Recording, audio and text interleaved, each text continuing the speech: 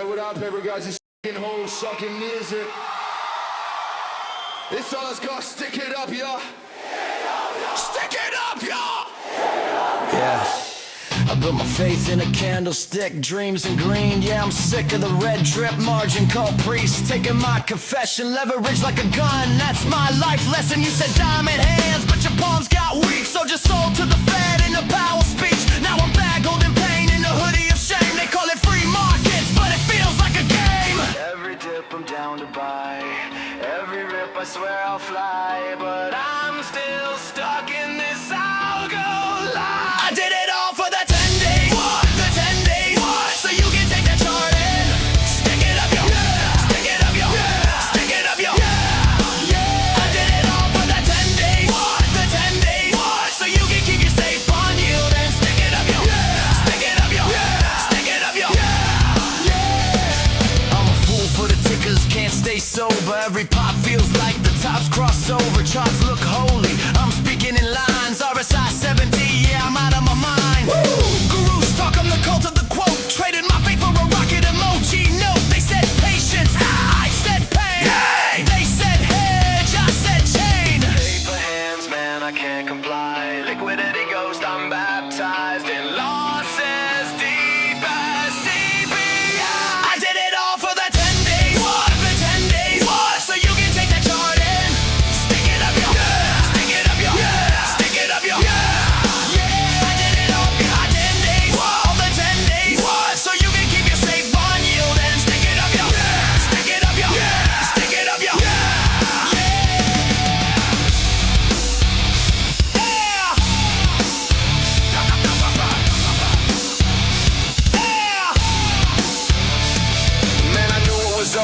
Charted my stop, broker text me you out. I said nah, I'm not, cause in the end we're just chasing that rush. Fiends for a gain in a market we trust.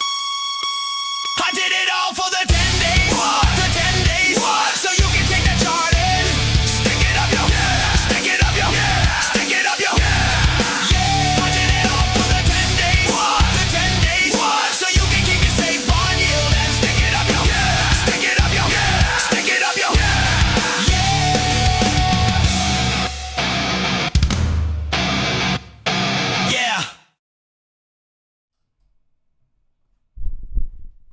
Oh, brother, oh, brother, oh, brother.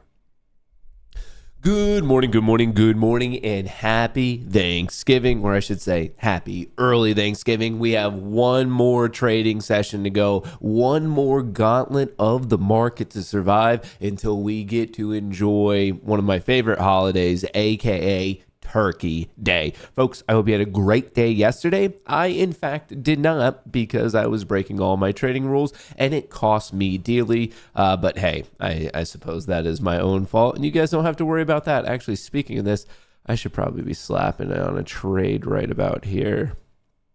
We're throwing on a low risk long. I don't want to hide this from you. I don't want to bury the lead or anything, but your boy's already been doing a little bit of degenerate stuff this morning, so here's what I ended up throwing on. I tried to take one long here. It did stop me out, unfortunately, so I took a small survivable loss, and right now I'm trying to see if I could play a little bit of this reversion because the market is looking somewhat decent, and as you could see, obviously taking on very, very baby risk. Just took this long potential bounce there. I kind of like what I'm seeing on the 1 minute bouncing off the 50 EMA, so sorry if my attention is a little bit off, but what I'm trying to do is layer in a long position. As you can see, I'm long at 190. I wanted to be long below 200, that key technical psychological level of just people trading at the 100 rung. I wanted the long before that because then if we get to go, I could easily move my stop up to that level or just below to have a bit of protection, and then obviously not really risking that much. I attempted it once, as you could already see on the screen today.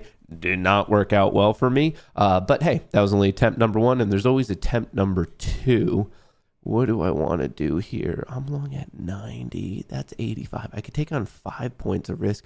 That's only $100. And if that snaps, what is this low? This low is 82. Should be 81.50 right now. Well, the trades are up. You're going to hear it if it goes off or if it doesn't go off, but at least I have my risk managed. Folks, we have one more day to go. We have one more day to prove to our parents before we're awkwardly talking at a Thanksgiving dinner of, I just got knocked out, so I guess my conversations aren't going to go so well. But anyway, folks, we have one more day to prove it to ourselves that at Thanksgiving Day dinner tomorrow, we can say, hey, maybe we are traders. So let's just see if we could keep the train on the tracks today. That is the name of the game. Right now in pre-market, things are looking pretty decent. We did already have some macroeconomic announcements. We're going to be going over that. But then more importantly, I want to dive into some of the interesting updates that I'm seeing in option structure. And then I also want to dive into a little bit of a conversation of NVIDIA versus Google, because right now that's kind of the talk of the town of, wow, Google's doing XYZ, like that type of a thing.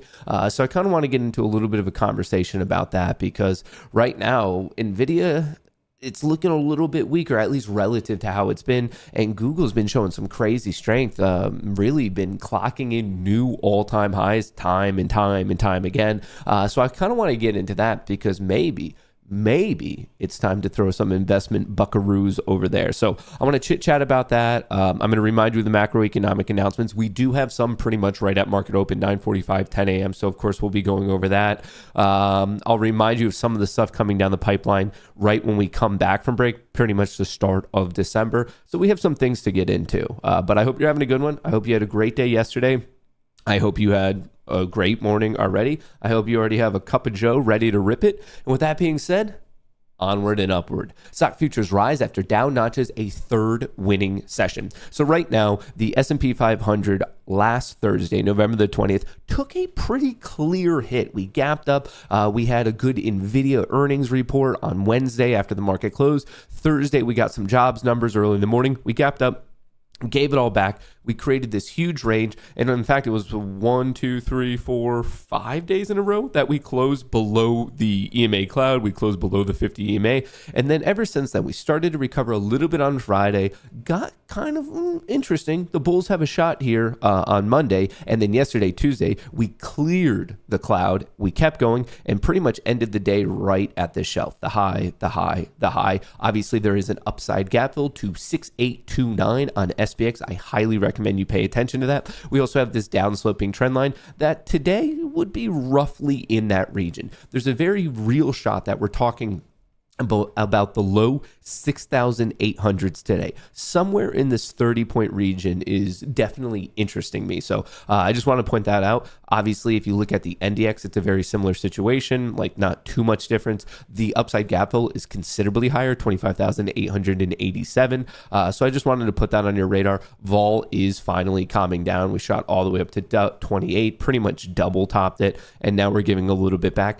I don't expect Vol to fall too much from this zone, just because if you look at what's going on in the vol structure and basically all the important announcements coming down the pipeline in early December, I don't think it's going to fall too much from here, but we can talk on that in a little bit. So with respect to today, now that we all have a slightly better idea of like the larger structure, we did get some durable goods and initial jobless claims, both pretty much coming in at expectation. The Chicago PMI is coming out at 9:45, 15 minutes into the trading day. And then we have some new home sales, obviously, at 10 a.m. So not the craziest stuff, but obviously could impact the market. I do want to let you know, friendly neighborhood reminder, the market is closed all day on Thursday, tomorrow for Thanksgiving Day, and then it's a half day on Friday. Closes at 1 p.m. Eastern. So just wanted to put that on your radar. Market completely closed tomorrow, half day on Friday. And even though it's a half day, I expect it to be really low volume. I expect it to be really low liquidity. I don't expect the craziest things to really be going on. So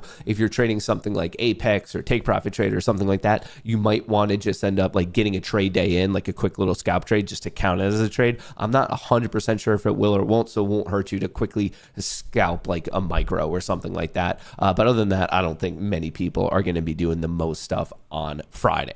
All right. Traders crowd into Fed futures targeting a December rate cut. So one of the major questions right now that we should all consider on the medium term is, okay, lower highs, lower lows. We cracked the EMA cloud. We're making these fresh lows. We're starting to recover. The question is, why did we have such a strong 3-day recovery? The evident answer is buyers and sellers are agreeing on a higher and higher price, as in the bull camp is getting more aggressive, obviously. But why they might be doing it. And I think this is a reasonable explanation. Obviously, what really matters is price, and maybe they're doing it because Mercury is in retrograde. I have no idea. But what I can tell you is it seems as this is perfectly correlated with the odds of the 25 bips rate cut in early December. Traders crowd into Fed futures targeting a December rate cut. Looking at call sheet right now, there's an 83% chance, a 4 in 5 chance, better than a 4 in 5 chance, that we will be getting a 25 bips rate cut in early December for the next FOMC meeting. And if you notice, this is where it switched. It switched between the 20th and 21st, and then boom, it became more likely than not that we will get the rate cut.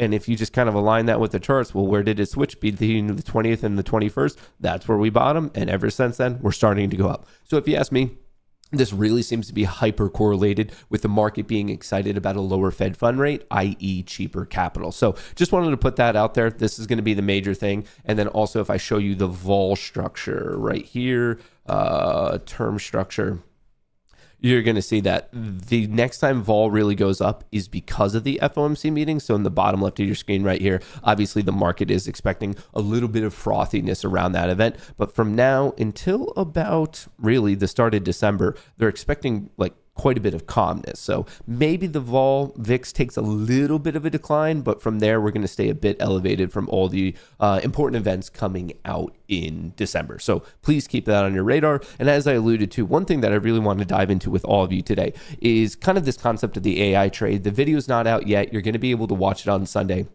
but we made a video kind of discussing the concept of the AI trade in a general sense. Is it alive and well? Is it worth, dude, I'm going to get triggered long again. Do I want to play it? Do I want to play this trade right now? We're starting to recover.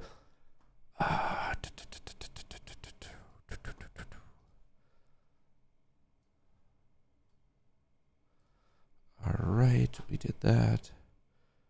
We did that. And we did that. All right, let's see. Obviously, the goal is to play this bounce off the EMA cloud. It's with the larger trend. As I've already pointed out, there's some positive gamma now in the options market, which is making me lean a little bit more bullish, which is why I'm comfortable taking this position.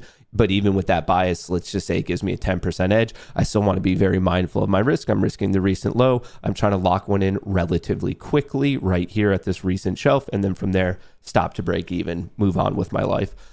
So let's see. You're going to hear the alerts go off, whether it goes one way or the other. So as I was alluding to, this upcoming Sunday, the video is already filmed. It's going to be coming out, and it's talking about the concept of the AI bubble. Depending whatever your bias is, you're going to be able to find a person who sounds really, really smart, either saying, yes, it is an AI bubble. It's going to pop. It's going to be horrible. It's the .com thing just 25 years later. Be prepared. Then you're going to find other people saying, no, this is completely different. These companies, they all have revenue. They all have profits. They're looking really strong. It's a completely different situation. My point is whatever your bias is going into it, it's going to be very, very easy for you to find someone that, like I said, sounds smart backing it up. So be careful with that. And I know obviously on the show somewhat recently, we've been covering some of the negative Nancy stuff. So the video coming out Sunday is actually the opposite. I want to be as balanced as I possibly can. The video coming out Sunday is actually more of a positive Pete rather than a negative Nancy. And it's actually an interview with Dan Ives of Wedbush. And he's kind of just pointing out the fact that it's a little bit different. And by a little bit different, it's a lot of bit different than what we've previously seen with the .com bubble. And then potentially more important than that is kind of a bombshell announcement that he believes this thing can go on for 2 years. I know right now, just because of a little bit of the hiccup that we've seen in the market, whenever there's a little bit of blood, that's where people start to ask the questions of how long is this going on for? How long is it not going on for? But if you zoom out, the fact that we only had this little bit of a pullback, it's kind of just a double bottom in reality. And the fact that that caused so many people to lose their mind, I kind of find it interesting. When we go up, and away, no one really stops to question it. Everyone thinks that's normal, and that's just what the market does. But the second we have a little bit of a red patch, I mean, you can barely even see it on the weekly. This is the weekly chart right here. Just a little bit of a pullback, still overall clear strength. That's when people are like, what's going on? what in the world is happening here? So I just want to remind you, when in doubt, zoom out, especially when you're talking about longer duration swing trades, when you're talking about investing, make sure that your timeframes are a little bit appropriate. But what I find interesting about this fact from Dan Ives is that he's of the opinion this can go for another 2 years. Well, maybe you want to see it on NDX just because that's a little bit better. We've already kind of been going like this for 2 years. Obviously, you had this hiccup in 2022 to the start of 2023. The start of 2023 is when things started to improve. We ripped a little bit of a pullback. We ripped again, a little bit of a tiny pull. I mean, this one, we didn't even test the 50 EMA. We didn't even come down to the same zones we did. This was the whole trade war stuff. Imagine if this just goes on for another 2 years, 2026, 2027, just being led by the names of NVIDIA, being led by the names of Google, Avago, Tesla, just like these classic Mag 7 names. Even Meta, I'll put in there, Meta taking a little bit of a hit. I wouldn't mind a dip buy here, honestly. Looking at Microsoft, same thing. On the weekly, it's just coming to its 50 EMA. My point is that in these pullbacks, maybe they're not as dramatic as they seem. In fact, there's a certain argument that they're quote unquote healthy. But more interesting than that is, even though I consider this to be a small pullback, I get that a lot of people, it's always interesting when you talk about the bear case, because those people sound smart. They sound really, really smart. But in reality, if you look at the history of the market, it's always the bulls that win. And that's why they're saying, if you want to sound smart, talk to a bear. If you want to make money, talk to a bull. Just that's how the US stock market has gone.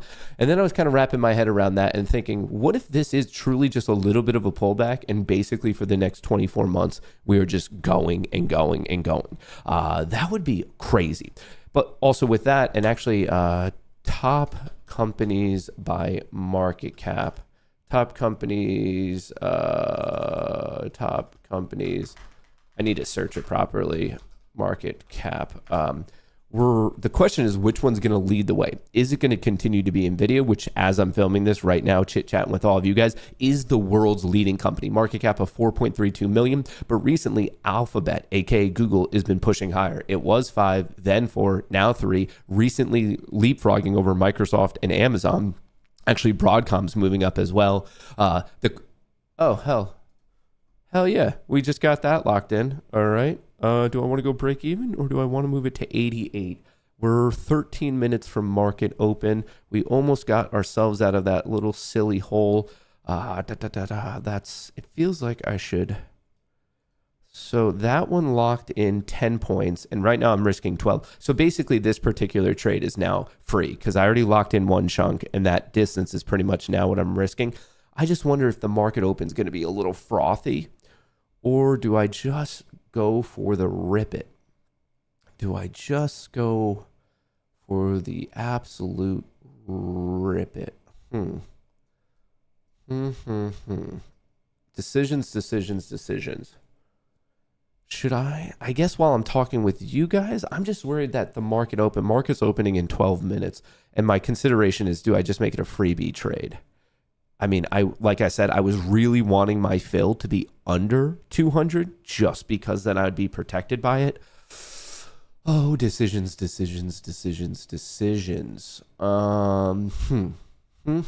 Well, while I'm talking with you guys, I'm going to keep the risk at where it was. And I guess maybe we'll just see how market open actually goes. Anyway, back to what I was talking about.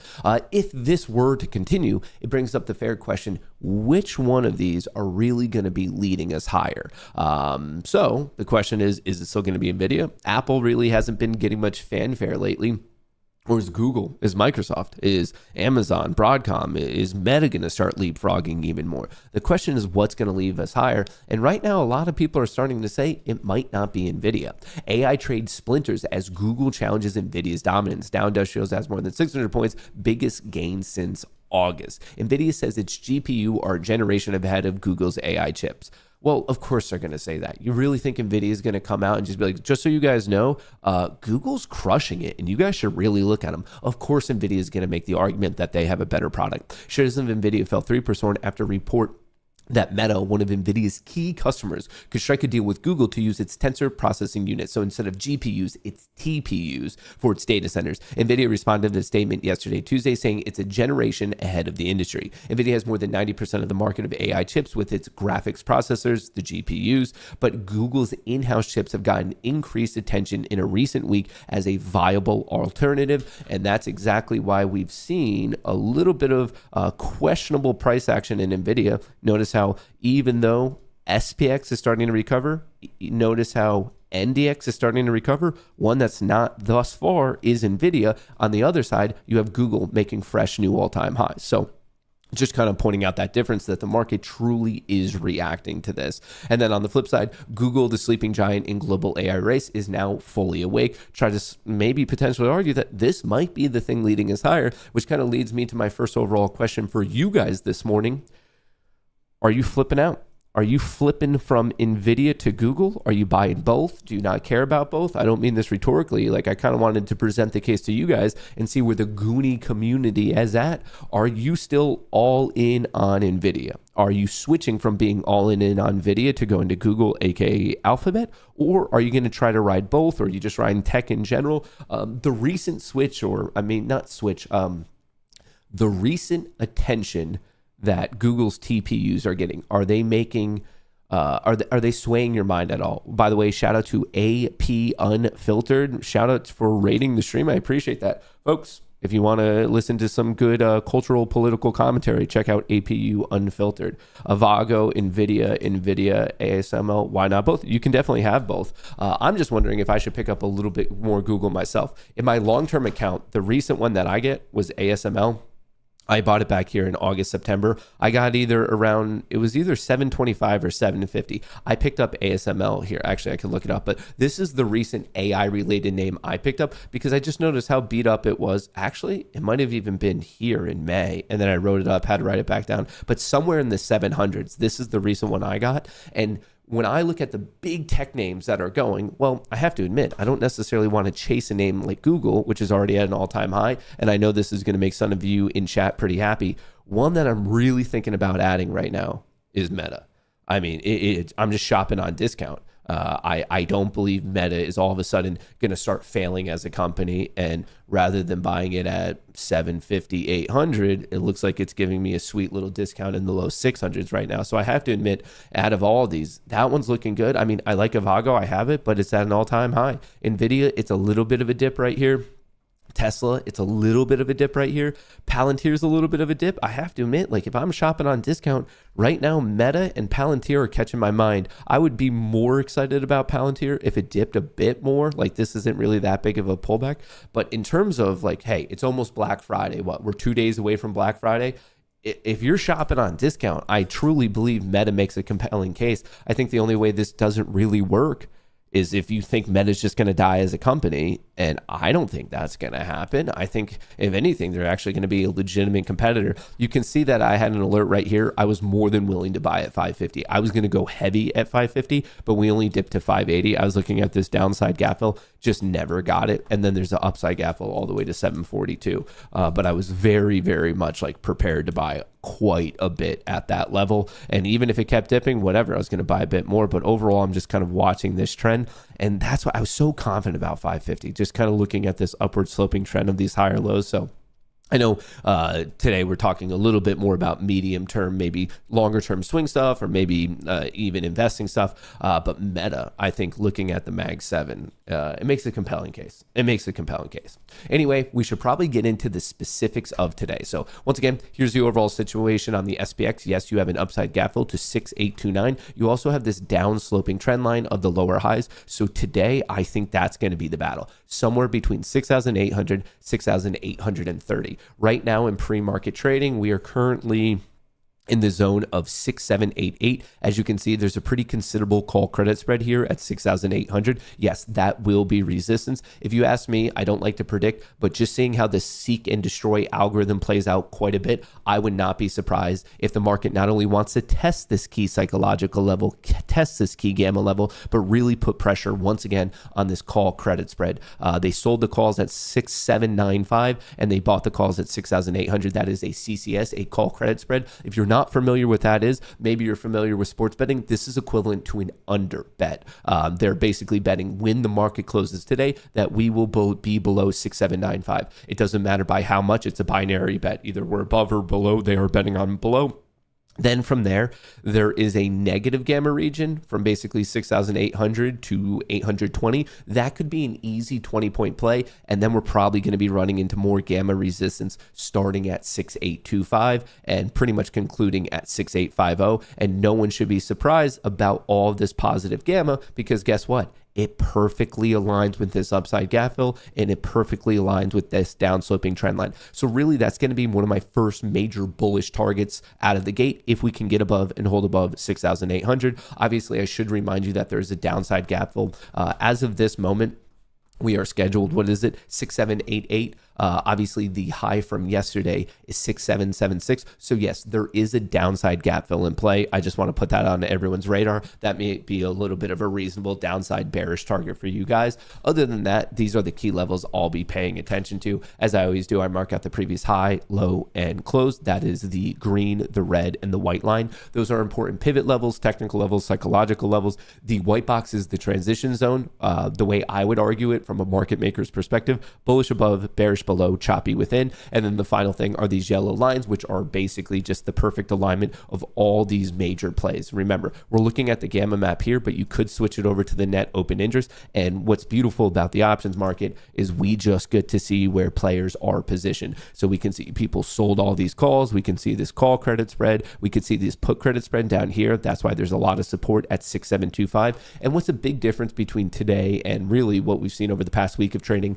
Finally, we have some positive gamma back in the system, which is why our stability picked up from 10% up to 40%. So I'm not saying today's going to be boring. Of course, it might be boring, but I'm basically letting you know that we are finally seeing some positive gamma return to the system. And that's basically being perfectly aligned with a sell-off in volatility. So basically, really what you need to know is we went from a pretty, choppy, frothy situation to a much more calm situation now. So we're going to see how things play out. I have to admit, looking at price momentum, structure, and options flow, and also just considering that we're heading into a holiday, I would say that my bias is now definitely leaning bullish. So going into this, once again, my bias is leaning bullish. But obviously, things can change on a moment's notice. We live in a very headline, news-driven situation where any random tweet or news update, this, that, the other thing can completely change it. But once again, based on the data we have at this moment in time, my bias is officially switched. It was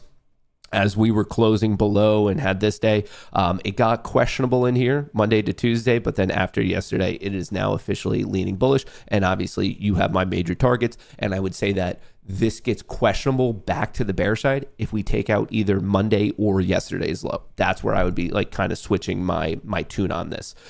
Very quickly, I think I messed this up. I think I forgot to do this, so my apologies. This is going to be the last time we're chit-chatting this week. I want to let you know that this is the time for all the Black Friday deals. So if you come to TradingView, if you look in the description of the video, hang on, TradingView, you're going to notice explore our plans right here. It's in the description. This is the best time of the year to re-up on your package. So you have 2 days left once again with Black Friday. And even if you look in the description of the video, you can see Apex is now running their Black Friday deal. Basically, everyone's running a Black Friday deal. You have TradingView running theirs. You have Apex running theirs. You have Take Profit running theirs. I mean, you're kind of getting the point here. But if you're buying any of these accounts or if you're buying any of this software, this is the time to do it. Hang on, let me go to Bookmap. We don't need that. So Bookmap's running their deal. TradingView is running their deal. Apex is now running another 80% off one, and then Take Profit. So whether you want TPT accounts or Apex accounts, or if you want Bookmap, which is right here, that's this thing where I use and I can see, oh, holy shit, I'm up money. Well, that was a surprise. I guess at this point I should go to break even. I don't love it just because my stop to be break even. I wonder if I should move it to 95. I feel like I'm playing a dangerous game here with market open because market open is so frothy and there's such a high chance that I might just want to reevaluate 200. Obviously, I'm not risking anything. My stop's at break even. And if it goes to what, 25? I'm net positive. Do I flip this coin? This feels like an expensive coin. Which way is the market going to open? I have 20 seconds to decide. If you guys were me, what would you do? What would you do? Would you take this money right now? The accounts are back to break even, or would you leave the stop in with a reach target goal? Folks, I need someone to say something. Time's ticking down. There's 10 seconds left. Folks, 9 seconds. Someone needs to say something. You are my financial advisors. You are my financial advisors. What do I do? Do I hold it? Folks, someone answer. Oh, brother.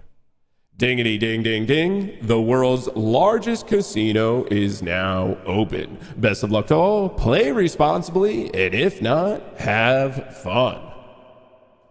Which way are we going, Tonto? No, don't come back to 200. Can't we just get a pop to 50? Ooh, go. Go, go, go. Go, go, go, go, go. Go, go, go, go, go. How sick would it be if it just rips up? This is my one trade of the day, and I can coast into the holidays. No, get away. Get away. Get away.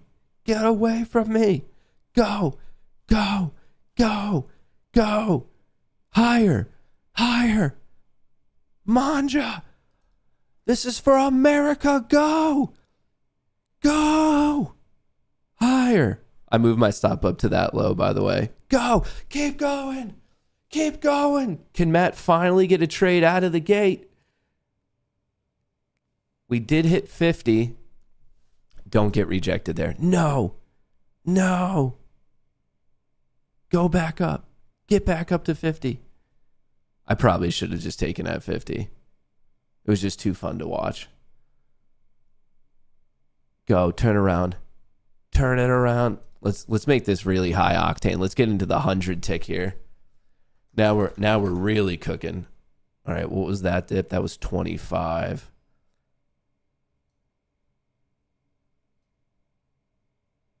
Is it coming down? Fuck. I don't want it to dip below that. Here, I'll go to 24 just in case 25 has some buyers at it. Let's look at Bookmap, see what Bookmap has. Bookmap is showing some people at 32. Oop, it's coming for me. Bounce out of here. Get back above 45. Go. Go. Go for America. All right, what do we need to take out? 53. Oh, this isn't looking the best. Oh, maybe. Oh, whoa. What was that? Did we get double tapped here at 50? Did we get double tapped here at 50? Just to be clear, I'm long at 200. My stop's at 24. So no matter what, I'm basically just trying to ensure that the accounts go back to green on the day. But maybe I just want that pop and the rip. Should we go for 75? I mean, if it breaks, it should really break, right? Should I just trail this a bit more aggressively? There we go. Now we're cooking. Now we're cooking. Go to 75. Why not? Go to 75. Go. Higher. More. More. I feel like the Star Wars meme. More. Go. Go.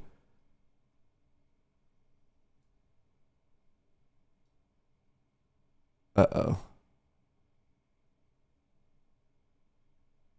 How close did we get? We got to 70. I'm trying to think about where's this dip. I'm obviously using this low.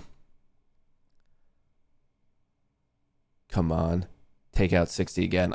I'll use this low. I'm just attempting to trail it to see how far I could ride this up. Come on. Just don't dip. Be a higher low. Break out. Where are the buyers? I was promised buyers. I was promised buyers. Go. All right. If it takes out 58, I'm just going to move it up even more. Just trying to follow the trend as long as it's there. Nope. Oh, it's coming for me. All right. Well, hey, we got back green on the day. Not bad. I was down, I think, like $500, so I'll take that. I like seeing green. Hey, I gave it a chance to trend follow, just I suppose didn't want to do it thus far this morning. Anyway, back to what we should be talking about at Market Open. Obviously, Market Open brought to you by TradingView, brought to you by Bookmap, brought to you by Apex, brought to you by TPT. Apex and TPT, use that code Goonie. They're both running sweet deals. Bookmap running a great Black Friday deal. If you want to use this tool, that's where I could see the sitting buy orders and sell orders, get an idea of what either is or isn't happening there. And then TradingView, obviously, you guys know what TradingView is. That's all this charting software. Now, I am a little bit hesitant on the downside gap fill. Ooh, NVIDIA is going back green today, while Google is actually going a little bit red. So it seems to be the new battle of AI. Oh, brother. Oh, brother. Oh, brother. Oh, brother. Well, that's a bummer. It feels like it knocked me out, and then it just went my way anyway.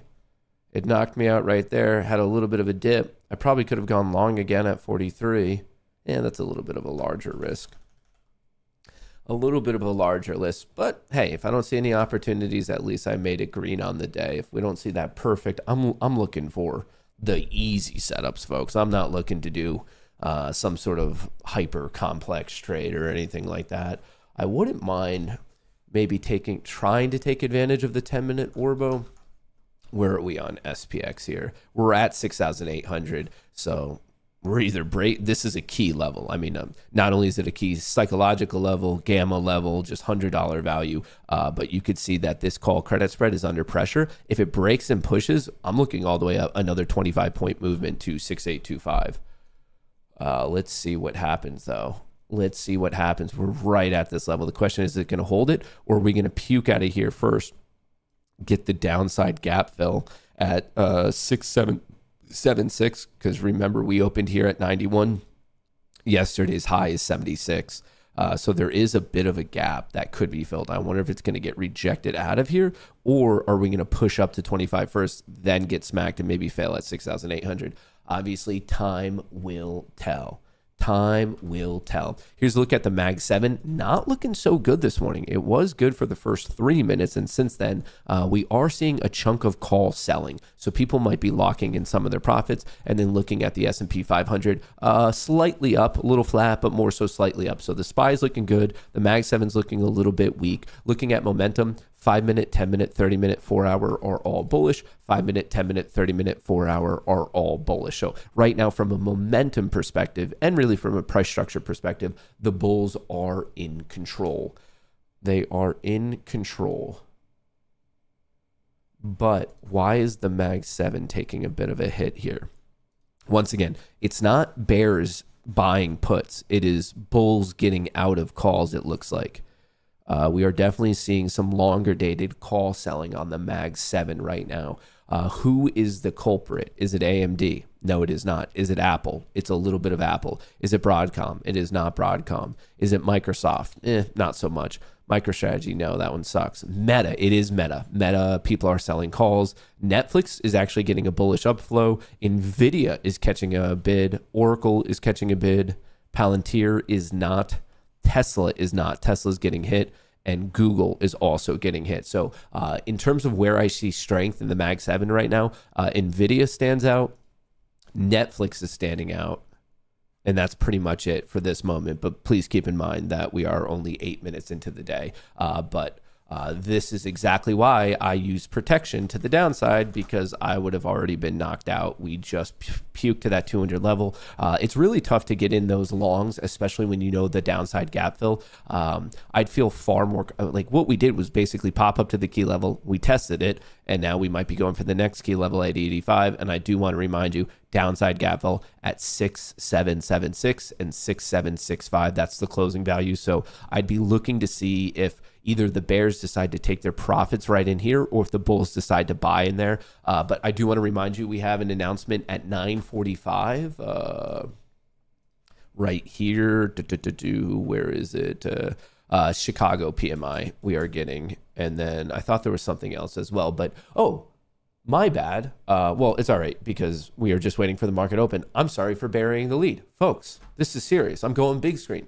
I forgot to tell you the biggest news of the day.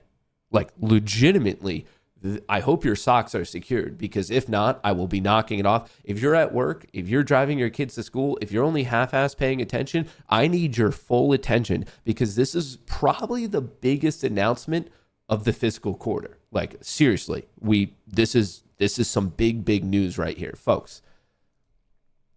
Rush Hour 4 revived after Trump urged Paramount Skydance to resurrect the franchise. Yes, folks, that you did not die. You did not go to heaven. You are hearing this. This is happening in reality. We are getting Rush Hour 4. I know Rush Hour 1, Rush Hour 2, Rush Hour 3, for years, for decades, we've been all waiting around thinking, where in the world are we getting Rush Hour 4? And finally, the President of the United States has stepped in and he has delivered. President Donald Trump putting pressure on Paramount Skydance to resurrect the franchise. We are getting Rush Hour 4. Paramount and Warner Bros. Discovery reached an unusual revenue-sharing deal that allows the long-stalled sequel in the Rush Hour movie series. President Donald Trump had pushed for the production of Rush Hour 4. The movie comes as Paramount, Comcast, and Netflix. I can't believe I'm reading this. The movie comes as Paramount, Comcast, and Netflix submit initial bids for Warner Bros. Discovery Studio and streaming assets. Finally, we're getting some good news, folks. We're finally, this is what people want their president to do. He's like, you guys vote me in, I'll get you Rush Hour 4. Hashtag keeping promises. I love it, dude. I love it. So yeah, be on the lookout for Rush Hour 4, dude. We're so back. We are so back. Unbelievable. Oh, where are we at? Okay, Matt, let's just be calm, cool, collected. Let's not freak out, brother. Let's not freak out or anything. Let's not NVIDIA taking a little bit of a hit. SPY is holding strong like it did yesterday. We're once again seeing that weird mismatch. The Mag 7 flow still got hit. It looks like maybe that call selling has finally stopped. It looks like it could be bottoming out here. While the S&P 500 was good for the first 7 minutes, just took a bit of a hit. That was call selling and put buying, and now it's a bit flat. So we're kind of choppy.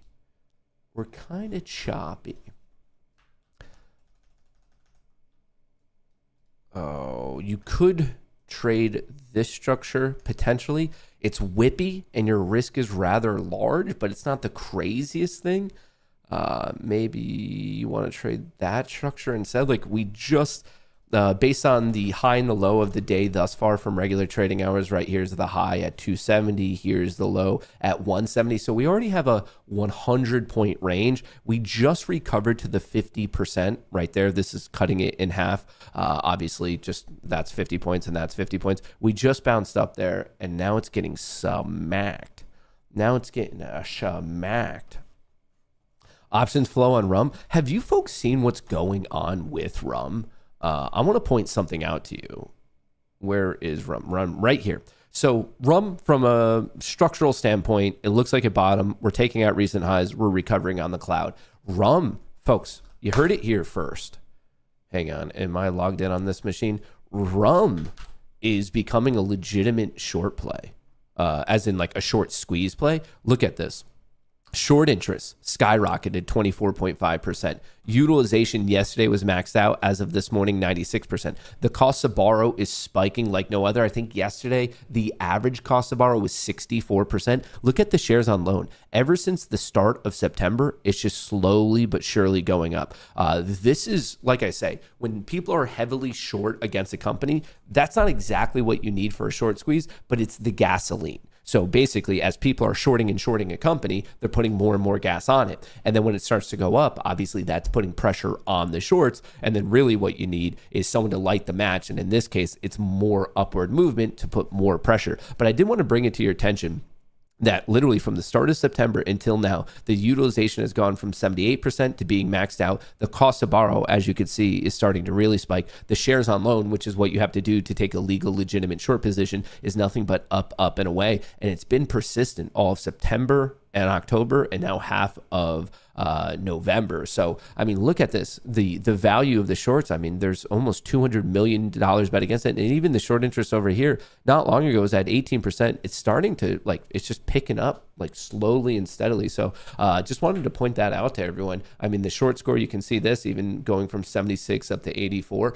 Probably worthwhile to pay attention to. Seems like players were betting on it, but they didn't get out of the shorts. You can see we're actually getting higher. So all of a sudden, with this upward price movement, those people who were short are starting to feel that pressure. And I mean, look at in the last 4 days, it's up 27% from this recent low. This is a 32% bounce, which means from their profits, whatever they were looking at that max level on their profits, it's now 32% off of that. So they're starting to feel that pressure. So probably, obviously I'm a supporter of Rumble. Shout out to everyone watching on Rumble. But maybe if you're not watching paying attention to the ticker, this might be something you want to put on your watch list, because just seeing some of these numbers, like I said, I don't know if someone's going to light the match, but all of these short numbers suggest that the gasoline is there. And now we're just waiting to see if someone does legitimately light that match. Kind of crazy, actually, some of the numbers. That's a lot of money over there. That's a lot of money over there.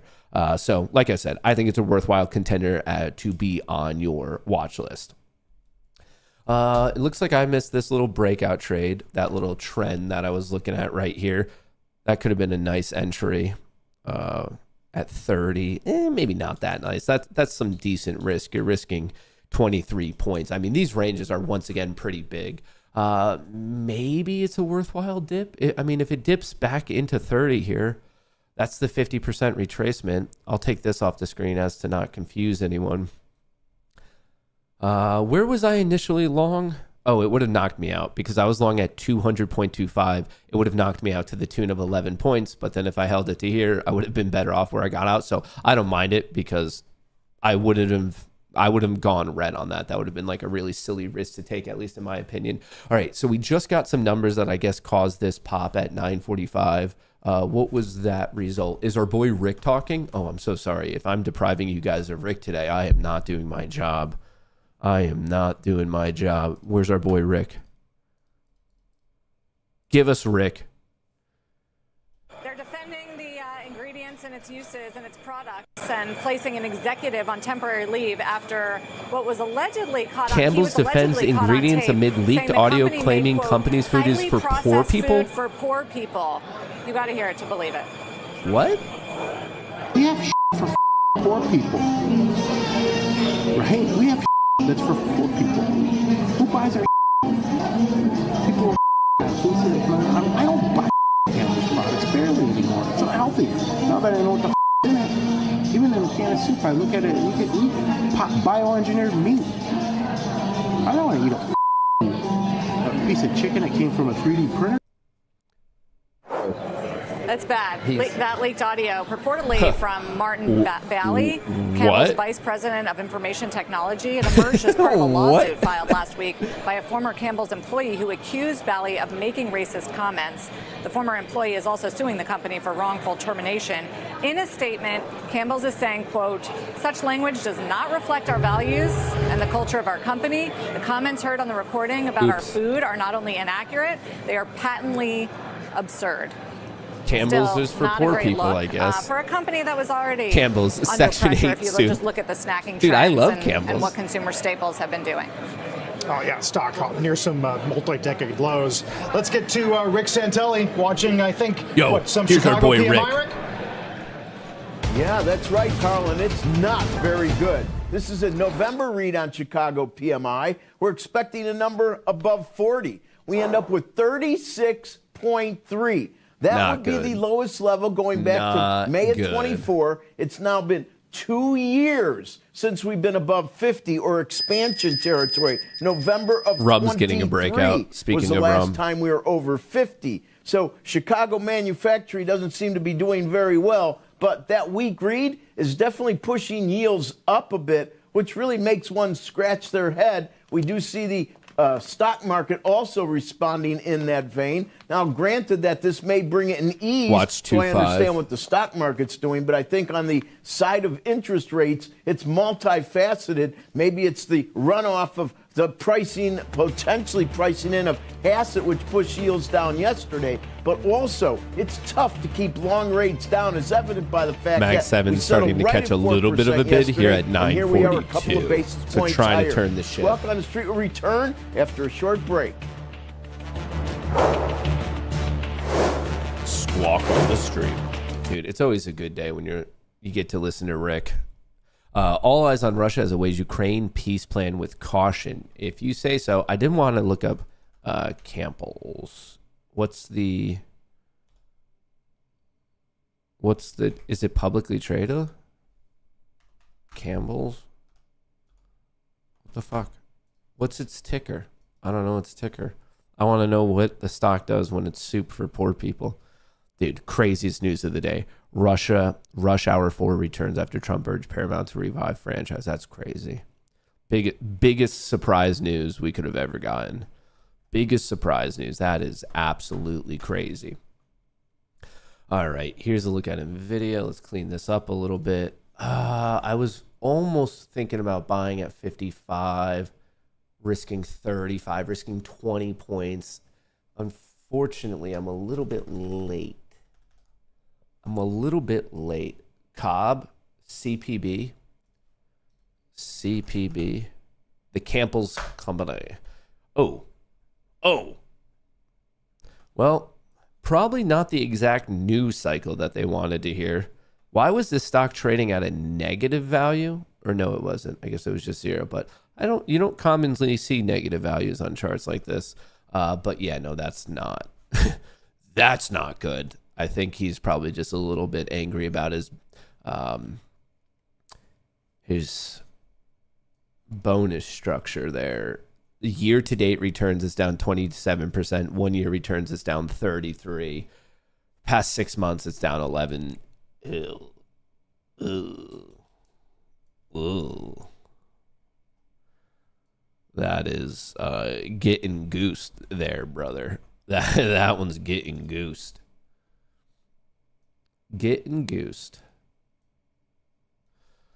All right, here's back to our daily chart. I told you this is the zone I'm watching, somewhere between 800 and 830. There is that upside gap fill. You do have this downward sloping trend line, but now there is a downside gap fill. So upside gap fill to 6829, downside gap fill to 6776, and we're roughly in the middle of both of those. Actually, let me set up this alert properly, crossing down. Okay, so upside gap fill 6829, downside gap fill 6776. Watch those on the S&P 500. We are holding 6,800 pretty decently. I wonder if it's going to retest and then want to go up. This will be an interesting target. Lot of positive gamma between 2.5 and 3.5. This is a good bullish target of the day. Obviously, if you could get in with reasonable risk. Look at these ranges, dude. Wow. We are moving. We are grooving like it is nothing. I guess if I really wanted to, I could have held on to that 75 target and would have just hit, but that would have been quite the wild ride. I mean, I would have needed that 100-point bounce. Golly, gee willikers, folks. A little bit of an overshot here, 34.35. I might at this point. Oh, wait, wrong screen. Why is that not working? Does this work? I just moved myself over here. Is it work now? Sorry. I don't know what happened. What side of the screen am I on? This should be the left side. Why is it called right? And then this should be the right side, but it's called left. I'm confused. Anyway, back to this. Yes, you have this region right at 95 to 800. Then below that, you have 75, and above it, these are going to be the key regions. Bullish target, kind of your bounce point, and then your bearish target. Pretty simple today. We don't need to over-engineer it. We got that pop up. Might be potentially failing at 6,800. Maybe we could see this better on the 1 minute here. I do obviously want to let you know The odds of this downside gap fill are very high. Is it a guarantee? Am I telling you that this has to get hit today? No, but I'm telling you like very high odds, in excess of, I believe, 88% chance that at some point in today's trading session between 9:30 and 4 p.m., at some point we hit 6776.40. Very, very high chance, but obviously not a guarantee. I'm interested if we bounce off of this for you could see we opened up, we pushed up to it. It kind of just absorbed it. We tried to get going, just got smacked. What's going on in the options flow? Mag 7 was weak, tried to show some strength, and now once again we are seeing weakness, and we're seeing a second round of call selling. Yesterday, starting around 11:15, that's when we saw a crazy amount of call buying, but for the first roughly 2 hours, a little bit less than that, there was also an extreme amount of call selling, and then it just happened to switch its gear. So call selling, we got a bounce, and now there's more call selling. Once again, for the Mag 7, the S&P 500 had a really nice pop from 938 to 951, so about 13 minutes. And it's giving a bit of it back now, and that's calls being sold and puts being bought. So those are kind of moving in lockstep today. Well, on the Mag 7, seemingly no one's really touching puts. The puts are going flat on the Mag 7. It's more of the movement in calls. So probably worthwhile to pay attention to. And by probably, I mean I'm very highly confident it is in fact worthwhile for us to all pay attention to. Looking at momentum, 5-minute, 10-minute, 30-minute, 4-hour is all bullish. Looking at the momentum, 5-minute, 10-minute, 30-minute, 4-hour is all bullish. So just from a momentum price structure perspective, you should probably be looking on as a day trader, intraday trader, whatever it is. If you're using Apex, Take Profit Trader, if you're trading 0 DTEs, you should probably be looking for bullish opportunities unless all of a sudden we start to give it back. If ES drops all the way down to 6,800, if NQ drops all the way down to 25,181, which was pretty much the low. So if we make fresh lows today from our intraday low, it could get questionable, especially if things are being sped up by options flow here. So this might be a time to be a bit patient. We don't need to rush anything. Things were strong out of the gate. I was able to make a little chunk of change. And the fact that I'm green means I really don't feel the most pressure to do anything at the exact moment. Can I tell you guys a quick story while we're waiting to see if this breaks or doesn't break? These accounts, my quote unquote big accounts, just so you guys know, these are all 50K accounts. When I say big account, I just mean the ones with a large amount of buffer. And when I say small accounts, I mean the ones with not so much buffer. They're all 50K accounts though, as like their core capital. So once again, the big ones just have bigger buffer. These accounts yesterday, when I left you guys, can I actually show you, would this make sense? 10-minute. I want to show you. I like completely spiraled yesterday. You want to see the trade logs for a boy who was spiraling? You're witnessing it right here. Look at all those trades. It's just going. This is the mark. You know, it's like if you're a hunter or something, like you're tracking an animal and you're seeing whatever, either the scat or like you're seeing like the footprints or broken branches or something. This is the evidence of a trader who completely spiraled, just losing my mind, not knowing what's going on. And the brutal one, if I could show you guys, was right here. So right roughly when I left you guys at 11:10, going up into this, I was trading one contract all day. I saw this pump. I thought it was going to fail. I thought, okay, we double top, we're curling over. So I took a 2-lot short position. You would think reasonably, oh, okay, if you take out this high, or this high, somewhere in here probably should have gotten out of that short. As you can see, I didn't get out of that short until all the way up here. I was short at 24,700 and I don't know, 80 something, 780. I didn't get out until 960. My account was down 8.7K. All of these quote unquote big accounts were down 8.7 thousand each. And then you can tell I finally admitted I was wrong. And then for the rest of the day, spazzed out. And finally, like, look at this. I was just losing my mind, dude. I felt like it was an out-of-body experience. I was just absolutely losing my mind. Way too many trades. And then fortunately, I was able to get back, even on the day, I was able to get it back to, I think, plus 800. But it was not good, dude. I just broke my rules. I broke my rules and it almost dearly cost me. It was brutal. So that's probably a part of another reason why I'm trying to really be like, nah, let's not feel that pressure today, because I don't want to More transaction than candles? Oh, without a doubt. Without a doubt, dude. I was ripping it all afternoon yesterday. If you were in the Discord, pretty much every 5 to 10 minutes, you heard me saying, like, just everyone in the voice chat on Discord was completely silent because I came in there, and every couple of minutes I was just saying, are you fucking kidding me? And then it'd be dead silent for another 5 to 10 minutes. And then my volume would raise a little bit more. I'd be like, are you fucking kidding? That's all they heard on a 5 to 10 minute timer yesterday. Everyone in the Discord was just hearing me popping off, like yelling at the screen the entire day. It wasn't pretty, folks. It was not pretty at all. Oh, we have fun here. We have fun here. We just cracked VWAP. We try to bounce off of it. That was a good trade to take right here. This bounce failed because you could have gotten in at 207, risking 21. That's a 14, 15 point risk. And it just cracked at this point. Move your stop to break even. You're protected by 200. You're protected by VWAP. That's a great trade. This pop fail, you're with trend. That was a phenomenal trade. That was actually a really good trade. And now we're seeing the SPY start to crack. We're seeing the Qs start to crack. Like I said, this one's pretty simple. You're looking for the downside gap fill. If you're trying to buy this dip, I mean, do what you want. I'm not your mom. I'm not in charge of your money. But the first area of the day I would consider buying the dip is right here between 76 and 65.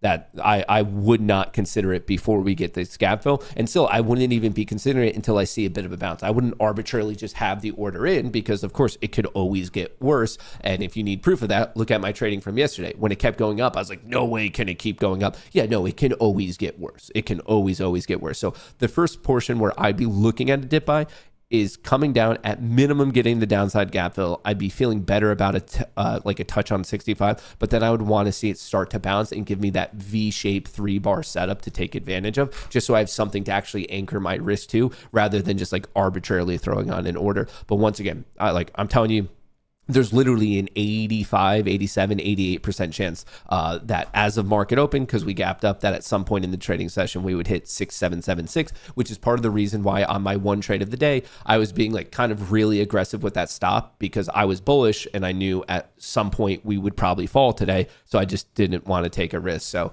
could I have made more money? Yeah, of course I could have made more money, but I was also just maybe seeing if there was a pump. You never know. You never know the next bar. Remember, as an active trader, if you're a day trader, scalp trader, if you're trading on Apex, if you're trading on Take Profit Trader, if you're using Bookmap, any of that stuff, the profits will take care of themselves. Your goal is risk management. As a trader, you shouldn't consider yourself to be a trader as in like, oh, I get in this and I look for it to go higher, and I get in this, I look for it to go lower. Really what you are is a risk manager. Like, I'm going to drive this into everyone's mind, because the only portions of success in my trading career is when I care, like I'm borderline paranoid about my risk. That is what you are. If you are a trader, you're not a trader. You are a risk manager, and you just never know the next bar. You don't know what other people are going to do. You don't know about random announcements. You don't know what some other random dude might fat finger a mistake on his keyboard and blow you out of your position, which is why your main job is always looking at your risk. And of course, you have to take on risk. Like, that's how you only get reward. But there are better ways to manage it. That's why you don't chase things to the upside. That's why you don't chase things to the downside. That's why you don't over leverage. The success of any trader just means you're really good at managing risk. Like, that's what it all comes down to, truly. Can you put Campbell's up on the watch list for today, please and thank you? What was it, CPD? Well, I think it was, sorry, we don't need that. We don't need this. CPD? CPB? Right here. Okay. Yeah, I'll add it. Add. Where, how do you add it? All right. CPD. CPB. All right. There's your Campbell's request for the day. We'll move it up. We'll see what's going on. This is so crazy. It's actually green somehow today. Is that the secret to getting your company to pump? Is just calling all your clientele like poor people consuming your soup? The fact that it's up is kind of blowing my mind. That's wild. Why is it up? Surprise, surprise, MSTR is red again. Bitcoin is chilling at 87, looking a little weak if you ask me. Tesla's trying to get on the top side of its cloud. Palantir is still below its cloud. MSCR is weak. Meta's trying to get that bounce. I would love to see the test of the 50 EMA. Upside gap fill 742. Microsoft gapped up. Downside gap fill 479, looking a little weak in the short term. Apple looking good, not far away from its all-time high. Google not far from its all-time high. Nvidia needs to get back on the top side of its cloud. There is a downside gap fill to 178.16. Avago, that's a new all-time high today. I think those are the major. Are there any other major movers I should be looking at right now? Oh, hang on. That's getting hit. That's getting hit. 5 minute is still technically bullish, but look at how we tested. We tested potentially going bearish. I think I just missed a trade. Look at that beautiful VWAP rejection. If you took this breakdown trade at 82 or 77, I am jealous. Obviously, your risk is 201. You have VWAP protecting you. You have 200 protecting you. If you're playing with micros, you could use 22 as your risk if you want to just give it a little bit more room. But if you took this trade, this reversion into VWAP, the failure, this bar right here at 1004, I am jealous. I am jealous. I have no idea if this works out, but I'm just saying from a decision point, you made a good decision. Your risk is in control. You could target the intraday low, and then if it cracks, you have a runner. Like I'm jealous. That was a great trade if you took it. Did anyone take it? Did any of you take this? I mean, because it's even a little bit of this trend line break too. Like there's so many things going on right in this zone of why it was a pretty high quality trade. Well-controlled risk. I mean, even if you could have got in at 90 and at that point you were only risking 10 points, like that was a little bit more ballsy on this first sweep of it, but I understand that one as well. Jay Keith, Emperor, dude, I missed that one. That was a good trade. Obviously, as it goes, move your stop to break even. Take on no risk. If it flushes, it flushes. Awesome. You have a great day. Go into the holidays stoked. And then if you're wrong, no sweat off your back. It didn't cost you anything anyway. Maybe I could, maybe it bounces to 190. Okay, I'm not hoping that it bounces against you guys and knocks you out. I hope it bounces all the way to 1 point away from knocking you out so I can get in on the play, and then it turns, and then we get to all ride it down together. That's what I hope. So I don't hope any of you get knocked out. I hope it comes within 1 point. So you're a little scared, but it didn't cost you anything. And then it allows me an opportunity to get in, if that makes sense, you know? I took it, but I'm already out. Why are you already out? You caught the trend. Folks, you make big money from riding the trend. That's where big money comes from, is from riding big trends. If you're always perpetually getting out early, how do you ever expect to make big money? You need those big money payoffs from just a math standpoint to pay off all those times that you unfortunately get wicked out or stopped out. It's one of those things that I find retail traders are more than willing to hold on to their losses forever, but then get out of their profitable trades way too early. You need to invert that. If you caught a trend, ride it as long as you reasonably can. And then if you're wrong, if it's starting to like maybe crack your structure, at that point, just get out. And retail traders commonly invert that. They hold on to their losers forever, and then they hold on to their winners not even close to as long as they should. All right, this is a consolidation structure we should probably be watching. We have these lower highs, we have these higher lows. We are just below VWAP. Let's see what's going on in the world of options flow. So the 5 minute and the 10 minute are attempting to save themselves. And the 5 minute did actually crack on NQ. The 10 minute is actually below. So this gets problematic if we do sweep this bar's low at 134, but that's not necessarily guaranteed. This could just be a little bear trap getting people excited. We didn't technically get the downside gap though. This is probably something to watch. 6776. Small gains and big losses. He knows me well. I only know you well because, dude, I've done it many, many times myself. I'm not here to accuse anyone or berate anyone. I'm more so letting you know that if there is a misstep to possibly be taken in the world of trading, I've done it. I am sharing with you all of my misfortunes and dumb fucking moves because I've made all the mistakes myself, folks. I've done them all myself. All right, showing maybe a little double top here. Are we going to get above 612? Are we going to get above 678? Here's a look at Mag 7, little double bottom there, but the flow is not looking so good. Even the S&P 500 is taking a bit of a hit. Obviously, if you took this trade, you probably scaled out, and then the remainder of it got knocked out for break even. VWAP just didn't protect you. Once again, you never know the next bar. So if I showed you this setup right here, literally 50% of you would be right if you guessed that the structure broke down, and then the other 50% of you would be right that it broke out. Like if I just showed you this structure, if I did, hey, at 10:06, which way do you think this is going to go? There's no model that predicts it. There are people who think that there are models that predict it, but inherently it's not. You have anywhere from maybe a 5 to a 10% edge. And actually in this situation, the edge was to the downside. We're below VWAP. We are trending down. And it just so happens that instead of the 55% chance, well, the 45% chance happened of the breakout. But remember, if you're basing your trades, you can only base your trades on the information that you have at that exact moment in time. So if you took this short or this long, you can't be judging it on things that happened afterwards, because that happened afterwards. You didn't have that information at the time of making the trade. Obviously, as more data comes in, you can update your risk, you can update your profit, that type of a thing. I'm not disagreeing with that fact, but I'm just saying, if you were criticizing yourself, if you're judging yourself on oh, did you make money or did you lose money? Well, that's not a fair criticism to yourself. If you're holding yourself to that level of accountability, you're literally holding yourself that's something you're never going to be able to achieve, because that's based on information that happens after the trade. So unless you have some sort of clairvoyant ability, unless you are somehow an X-Men who can tell the future, you just can't be holding yourself to that standard. What you could do is say, did I trade whatever your system was? Is it a trend following system? Great. Did you trade with trend? Is it a mean reversion system? Great. Did you wait for the overextension? Did you follow your plan in terms of the entry signal? Did you size it accordingly? And then when you were in the play, did you manage your risk and your profit according to exactly how you know you should be doing it?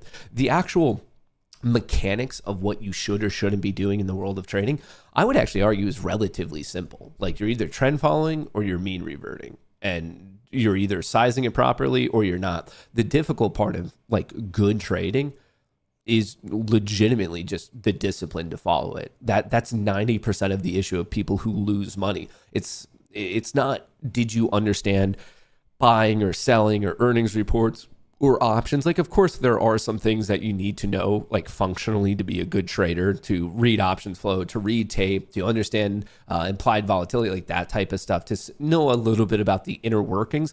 But that's only 10% of the battle, truly.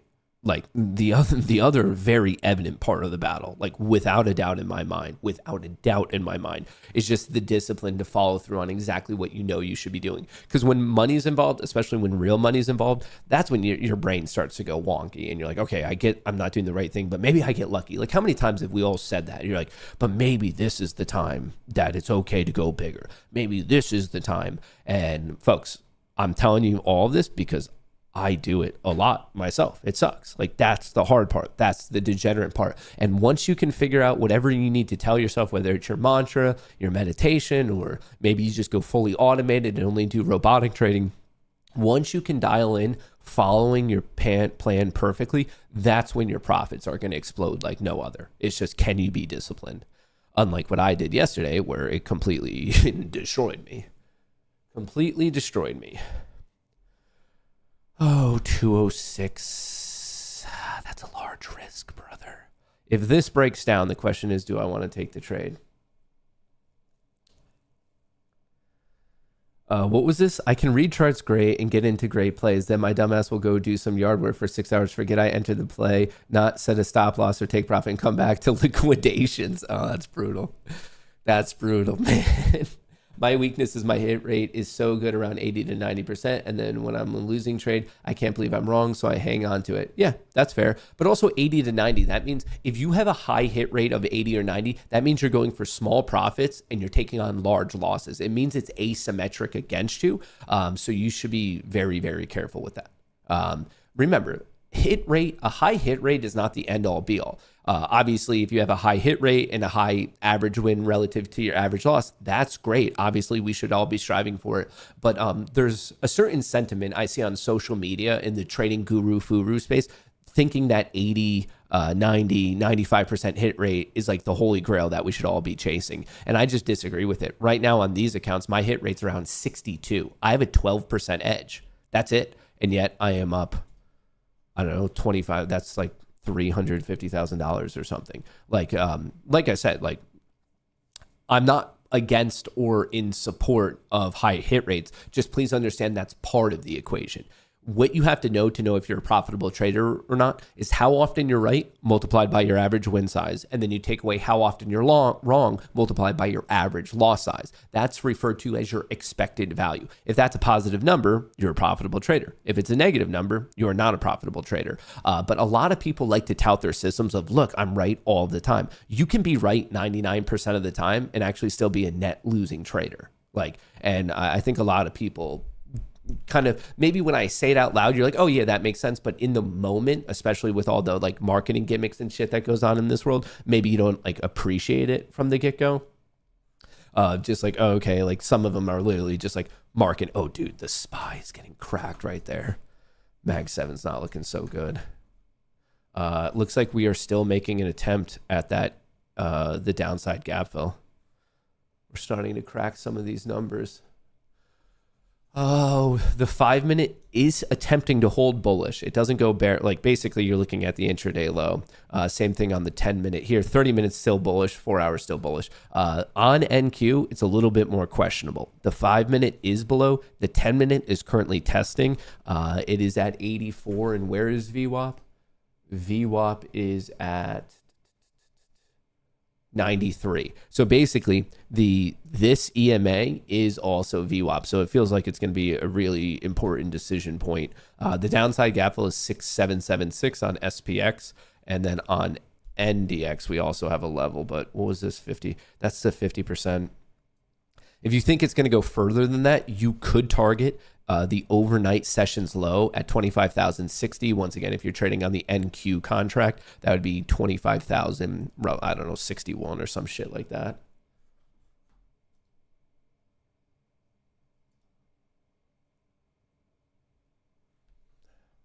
Oh, I was thinking about taking this short, but I didn't quite see the exact setup I was looking for. Yeah, you could have taken this breakdown at 1013, risking the 1012 high. That was completely acceptable. You could have also risked the 1009 high. I just didn't quite see something that I'm like in love with, you know?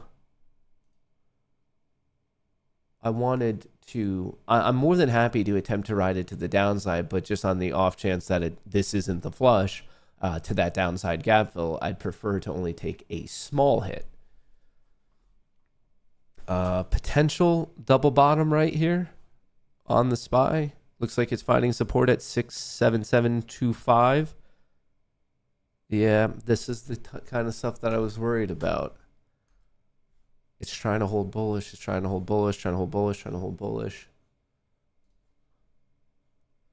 A little VWAP smack, 70.96. Volatility is starting to pick up. It's getting a little aggressive here, if you will. So right here, we snapped that trend line. It was a fake out. We just got to pump back up to VWAP. Just got to pump back up to VWAP.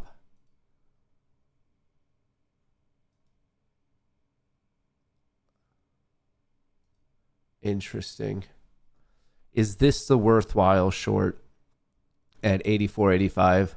I don't necessarily like the risk of 96 because there's such a high chance that I want to either touch 200 or overshoot it to 206. But VWAP is proving to be a very important inflection point, which is also that 10-minute 50 EMA. How is maybe we could get an idea of which way this is going to break. So the Mag 7 puked, but it's now going flat. The S&P 500, same thing, just took a hit and now attempting to go a little bit flat.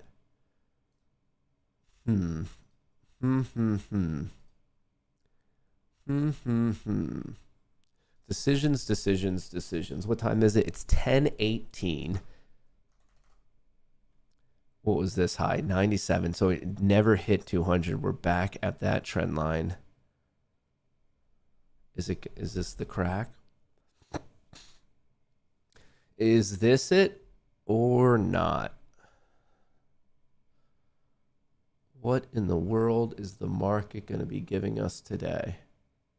I guess the bias could be reasonably to the downside. It technically is against momentum, but just knowing the stats of the downside gap fill, also looking at, I suppose, just some of the options flow stuff right now, like the Mag 7 and the SPY are kind of like they showed weakness. Mag 7's now gone flat, but the S&P 500, that is weakness. So that trend is clearly down. Now, this can change on a moment's notice. I want to be very clear. Yesterday, it was pretty bad until 11:15, and then it ripped from there. And if anything, this is quite a bit of consolidation. So getting in is not necessarily going to be the easiest task of the day. That could just be because we have these lower highs, but we also have these higher lows. So if you're looking for a structure to pay attention to, Google's taking a hit. Right there, just hit an intraday low. So you can watch some of these trend lines. This almost got its gap fill. Then we had a pretty rough bounce, actually. But we're just getting pinned to these EMAs. Pretty indecisive. It's like it keeps pressing. We've now pressed on this twice. It went below, nope, went below, nope.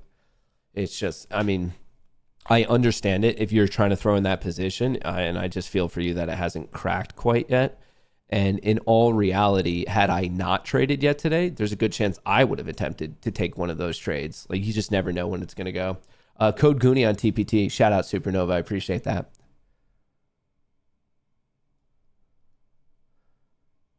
Yeah, look at how flat the EMAs are right now. It's pretty freaking indecisive. Pretty indecisive.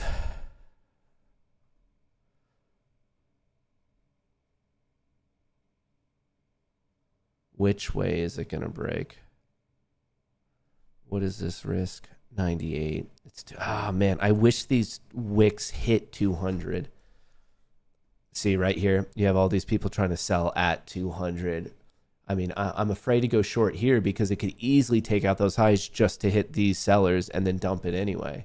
But it doesn't necessarily have to, which makes risking this, like, it feels like 206 is a better risk. And right now, that's a good 30 points. That's decently far away. Is it starting to go?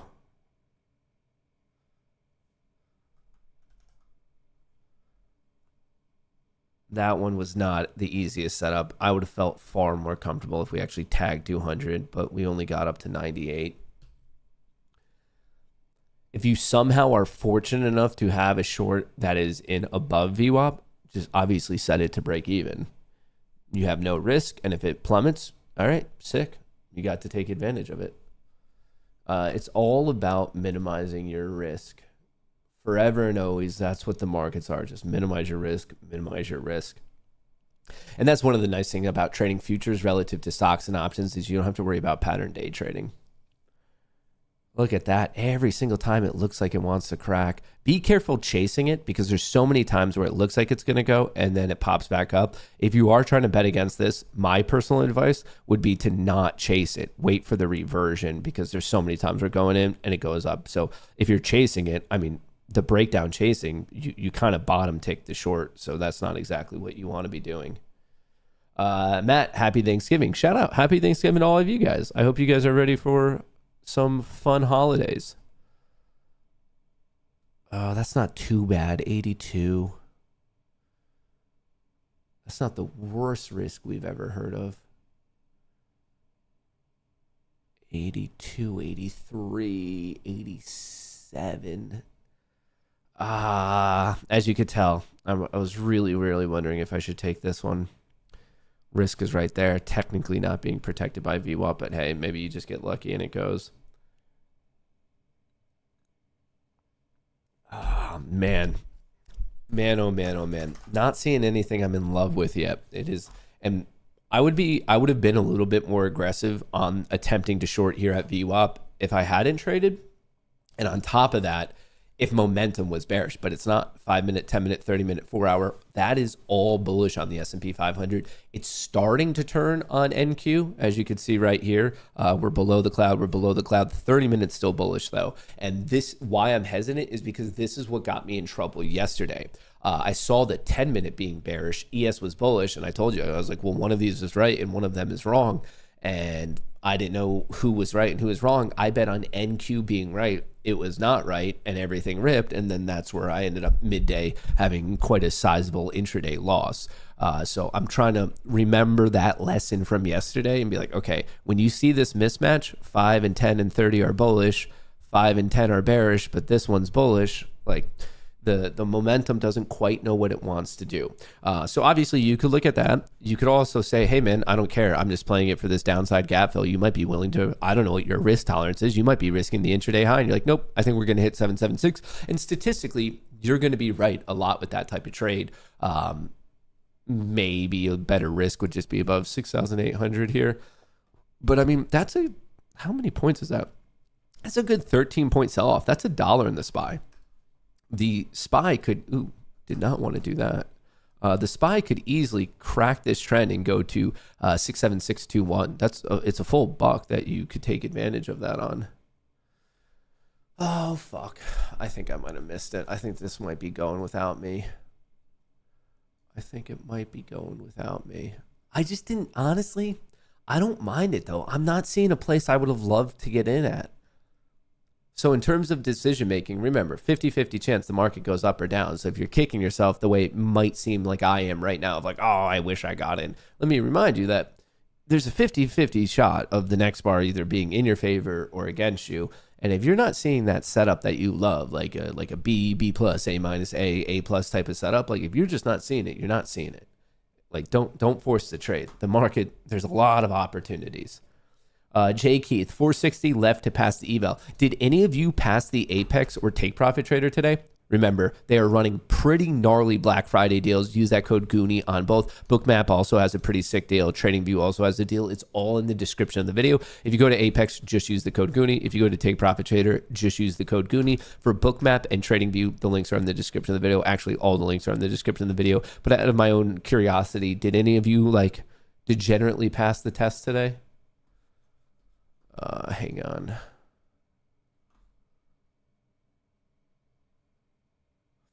Oh, this is looking a little interesting right now. We broke the trend line.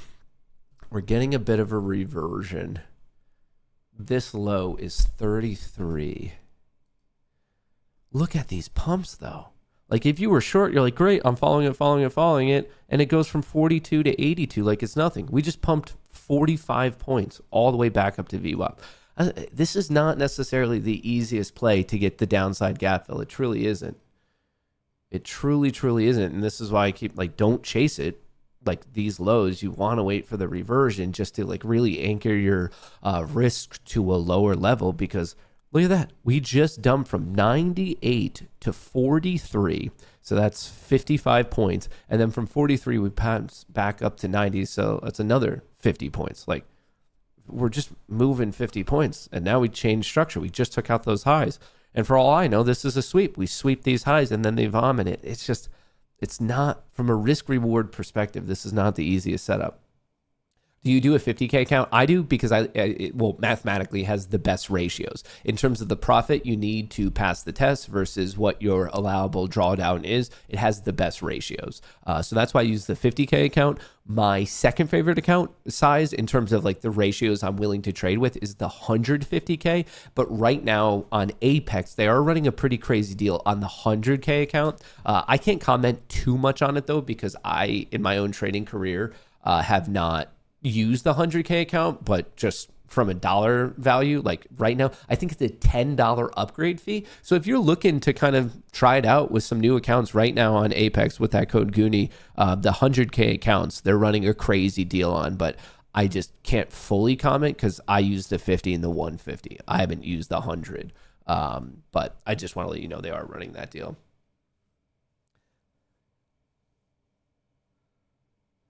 If you try to trade on Ninja using a script, can it buy on bar close and sell in on ticket close, having some issues with that. I don't know what on ticket close is, but it's not on bar close. It would technically be on the next bar open for Ninja. On TradeStation, it's on bar close, but on Ninja, you would do on the next bar open is when you would get in.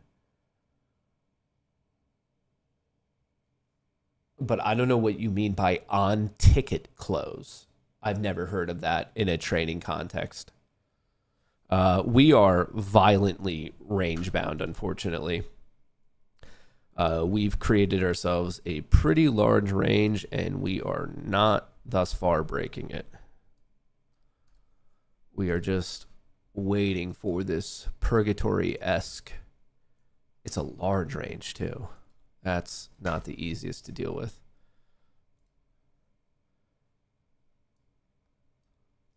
Yeah, we have all these, a triple bottom and now a triple top. Double, triple bottom, triple top. We're just kind of waiting for this range. Google not looking the best. NVIDIA not looking the best. Mag 7 catching a little bit of a pop right there at 1025 after selling off and looking at the S&P 500. I really don't like these mismatches where the options flow is going in the opposite direction of momentum. Your life is way easier when things all agree in one direction or the other. Like it makes Wayne's way easier. Buying on bar open and selling on each tick, is it possible? Yeah, of course that's possible. If you're attempting to buy when a candle opens, but then use on each tick for like profit targets and risk management, yeah, of course you could do that. In fact, it's really, really easy. Just go ask ChatGPT or Claude or I don't know, Perplexity or whatever how to do it. But yeah, I mean, I know it's possible because I have code that does that.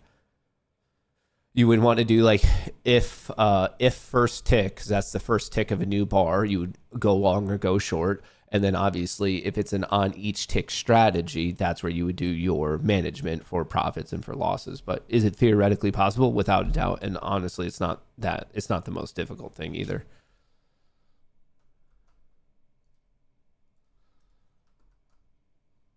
All right.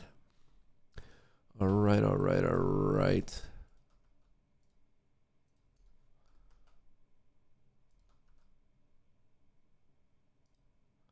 All right. These are some of the structures I'm watching. Overall, the range is large, but we are technically range bound. Momentum across the board, not necessarily agreeing. 5 minute, 10 minute, 30 minute on ES bullish. 5 minute, 10 minute is questionable on NQ. 30 minute is bullish. The Mag 7 flow was weak, started to pick up a little bit at 10, a little bit more evident at 1025. The S&P 500 was strong until 951, took a hit and maybe double bottoming right now, but it's much closer to its low of the day than it is the high of the day. From a structural standpoint, we have not yet gotten the downside gap fill on the S&P 500 or on the NASDAQ. So it's making longs difficult because we don't have the gap fill, but then it's making shorts difficult because the momentum is more so favoring the bulls. So right now it's just a mismatch situation. And based on my trading as recently as yesterday, I should probably just remind everyone, if it's a mismatch like that, it's okay to do nothing. It's way better to skip a trade than to get into a trade that is just silly and potentially cost you a lot of money.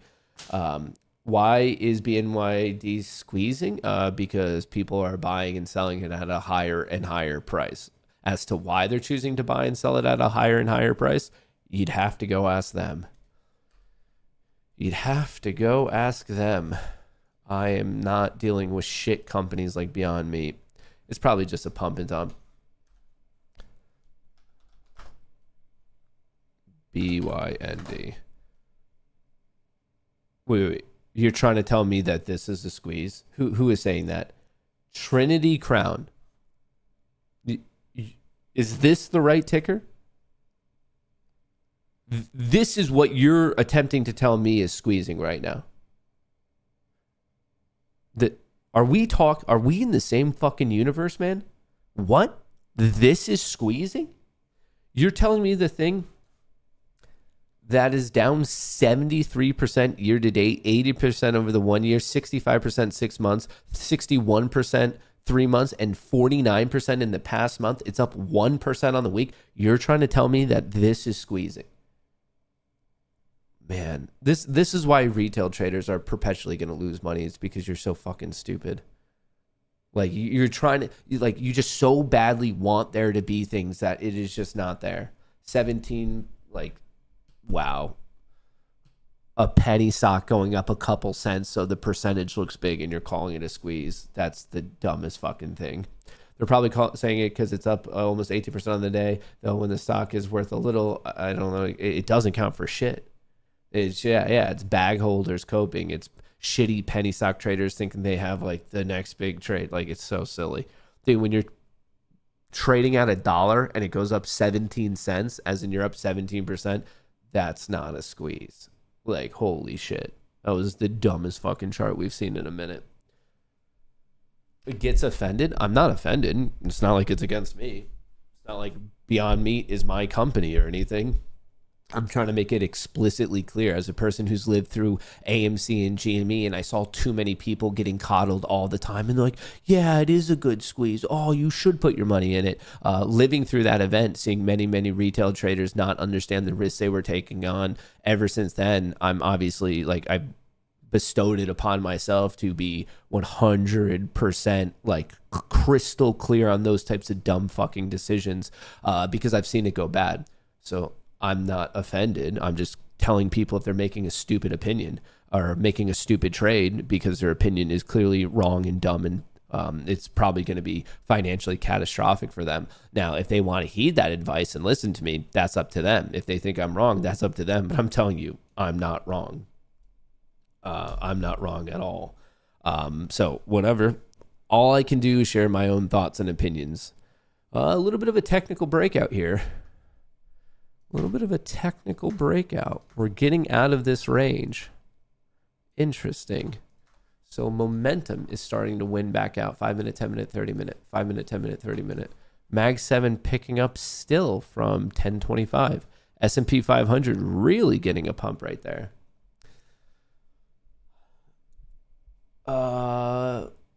He meant squeezing their wallet. Yeah, it's just, folks, penny stocks are penny stocks for a reason. They are dog shit. Like, it's so, can you, like, it's literally a fucking penny stock. And to think that this is anything of like value or excitement, really? You're stoked because after falling 41%, it's now up 18, and you think that's a fucking win? It's so dumb. It's so, like, how do retail traders time and time again get caught for this shit? Like, people bitch and moan about the markets being rigged. Are the markets rigged, or are retail traders just horrible at this because they think something like this is special and noteworthy? I believe the markets are rigged, but not for that reason. I think there's other stuff that goes on. I think there's a lot of insider trader and other information, but when people buy shitty stocks and then they go down and they scream that that's manipulation, that's not manipulation. That's just a shitty stock trading at what a shitty stock should trade at. Also, your topic from this morning, I have 50 contracts of SoFi, $30 strike, December 19th expiration. My average price is $1.13. Let it ride or take the 20% gain. What is your trading plan? I have no idea what your trading plan is, but my advice would be stick to your trading plan.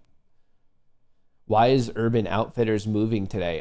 Probably because the regular trading hours are currently live and people like to trade in the regular trading hours, and thus the stock is moving. Is this a time to let the winter play out longer? Once again, what is your trading plan? What is your risk management? AMC and AMD, what is the difference? Oh, massive difference. AMC is being led by an alleged, I guess, pedophile, and AMD is a legitimate semiconductor play. Everyone wants to say they got in on the next GME AMC squeeze at the start. Yeah, everyone wants to say it, but the chance of doing it is fuck all, so what's the point? The bot from YouTube channel, Pocket Options, it keeps giving me about 80% positive trades. It's surprisingly simple to follow. Shut up. Shilling some shitty fucking thing. No way. If it was that good, why would they just be telling you about it? If it was that good, you think they would just be giving it away for free? If it was that good, why wouldn't they just be getting their own capital behind it, getting bank loans, personal loans, and putting it into it. Really? You think this is what I'm saying is retail traders, for whatever reason, they seemingly fall for the easiest gimmicks all of the time. Oh my God, it's so good. It's so good.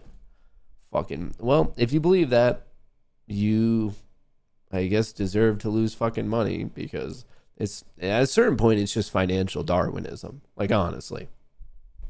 Like, if you're just going to be that incredibly stupid with your money, if you can't, like, just pass a basic litmus test of logic, it's financial Darwinism.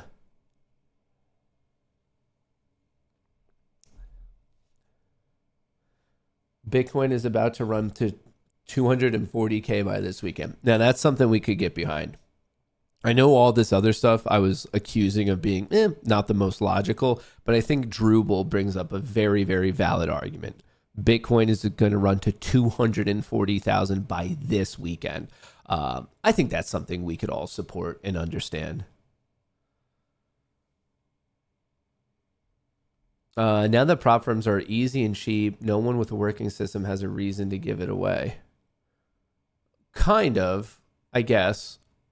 Like, you could give away structures of systems and then people could fine tune it. And obviously systems work in certain environments. So maybe you have a bullish one, a bearish one. Maybe they work on certain asset classes and not others. Like, mathematically, that gets into a different discussion. But I understand the sentiment of what you're saying. I'm trying to put puts on BNYD, but Fidelity won't let me. Shake my head. I don't know. Get off of Fidelity.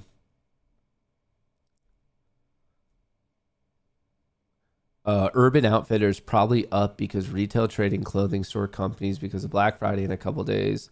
Yeah, but that's already priced in because we all, like, you think Black Friday is a surprise.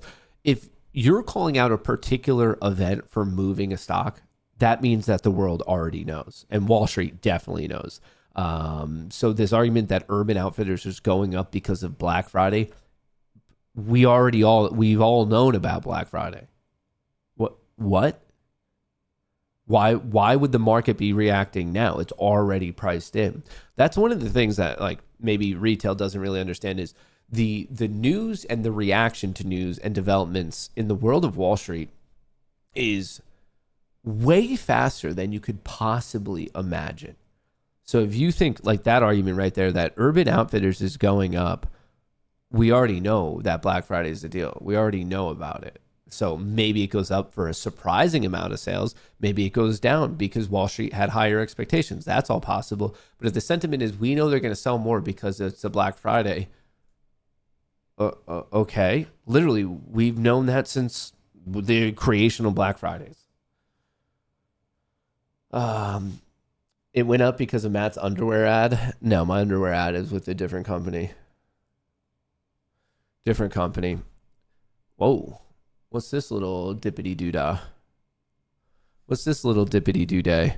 Mag 7 try to recover, just got hit. S&P 500 try to recover, just got hit. Is this a little dip worthwhile to be purchased? Or what are we doing? What is this rodeo?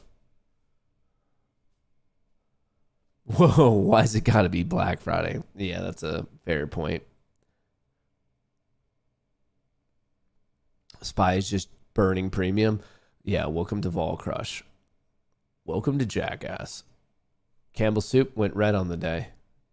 Apple break even. Microsoft's up. Meta slightly red. MSCR is down. Where's Bitcoin? Bitcoin's trying to hold on to 87. Well, depending on the time frame you're on, you're either going to be calling this a lower high or a higher high, because we did break the 1009 high, but we did not break the 951 high. Did they just trick people? Did they just trick people? Options flow is starting to take a little bit of a hit there. A little bit of a hit there, team. A little bit of, is this dip worthwhile to be bought? Oh, I guess if I trade this 25.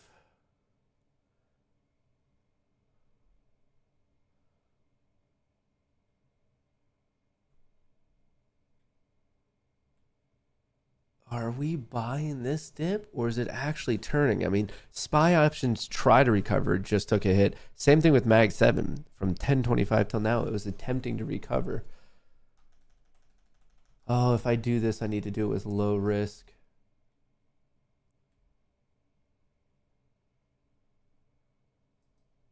Oh.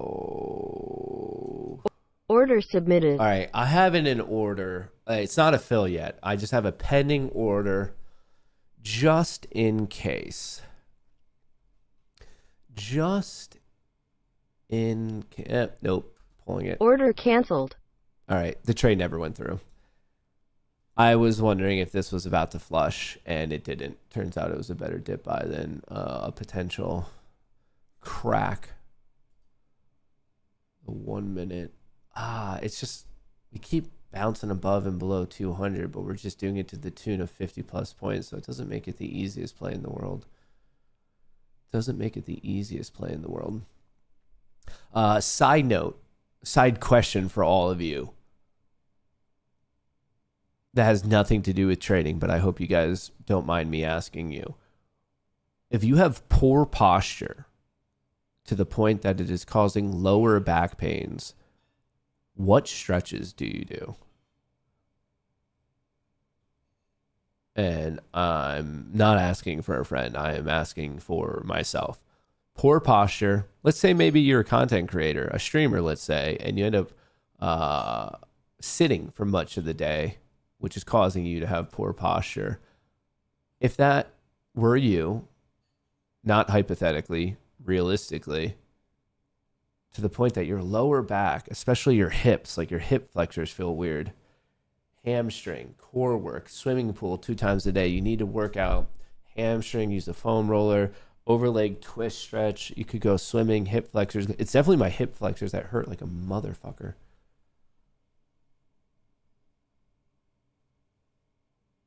Hang on. I'm torn.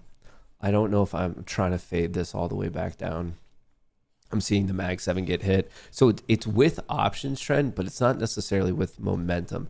That's bullish, that's bullish, that's bullish, that's bullish, that's bullish. So it's kind of against momentum, which is why I'm really hesitant. So it would be a half size play for me if I take it. If I take it. Mag 7, it is trending down. The SPY, it is trending down. We don't have the downside gap fills quite yet. And we overshot 800. We have a clear lower high on that extreme. I wonder.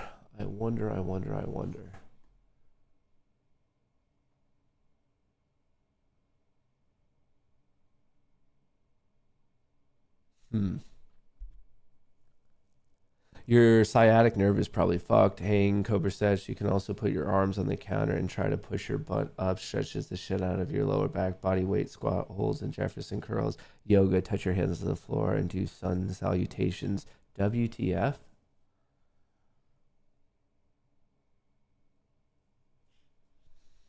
Oh, we're just right at 800. Either buyers are stepping in or we're going to get cracked. Yeah, just this.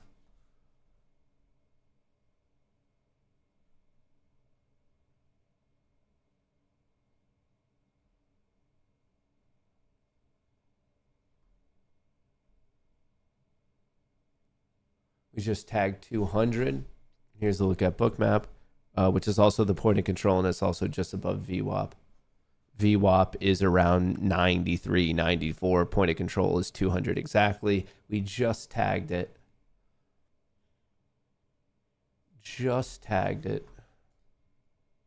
The 1 minute 50 EMA is potentially breaking down.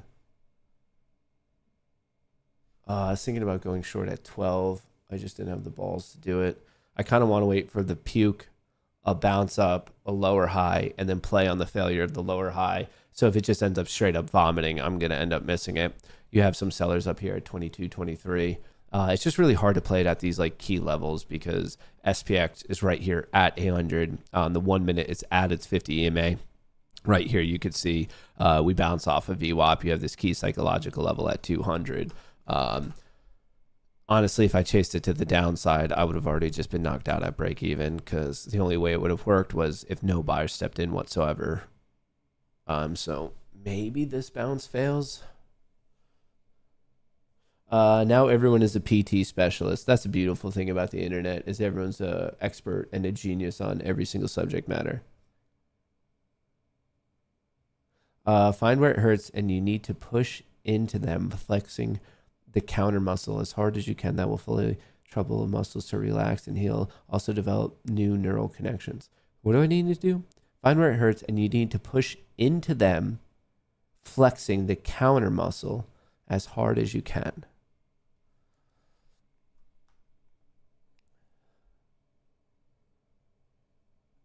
Why does NQ have bigger moves than NQ? It's just different nominal values, the way the index is.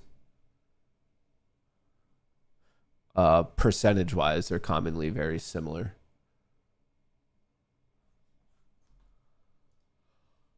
Oh, brother. I mean, it was ballsy, but if you just had a sitting buy order at VWAP, if you did it at 200, that's a pretty savage play. You need a man up. That's what you need to do. Well, I've been trying to do the standing desk because I don't know what the fuck I did at the gym, but something in my lower back is not right. Something in my lower back is not right. You should see a specialist for a correct diagnosis. I thought you guys were my specialist. You should start with a PCP and then possibly a psychiatrist. A psychiatrist is who would fix my back. A chiropractor. Dude, chiropractors are quacks.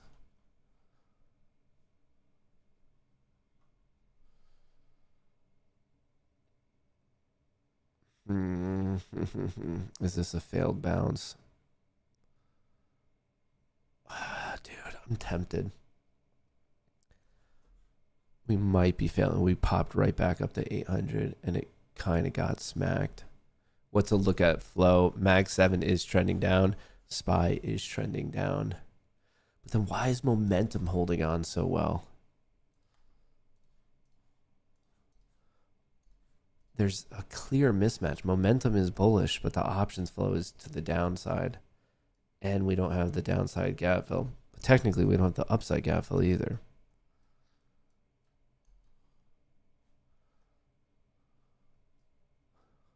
I feel like my pelvis is tilted improperly. I'm in, dude.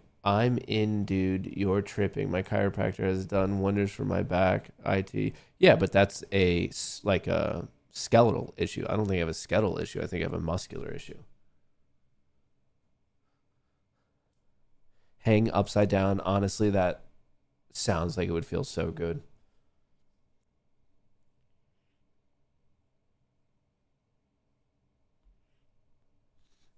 Improve your posture? I probably should. That's what I was asking you guys. If you guys ever think I'm sitting or standing here with poor posture, feel free to yell at me.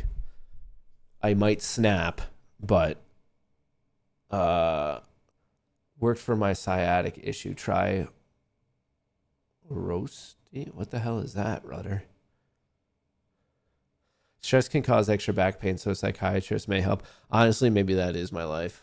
Maybe. Damn, that was a good dip buy right off of VWAP. You're already up 40 points. One good trade. Hanging upside down, back Kohrs. Get a tiny Asian woman to walk on your back. Why does it have to be a tiny Asian one? Can it just be any tiny woman? Should get a dog. Cats cause back pains. Hey, don't you say that, spooky.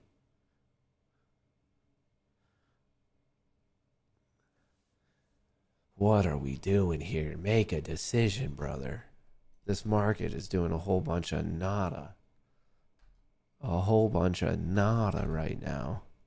We're just pinned to 6,800. Has no idea what it wants to do. Lower highs, higher lows. We're right at this key technical psychological level. We're right at this key gamma level. The gamma at 2.5 is starting to disappear, and it's all kind of going up to 3.5. So in the event that this breaks and goes, I would actually get rid of 2.5, and I would specifically be focusing on 8.35. But that's only if and only if we get above and hold above 8.06, 8.10, something like that.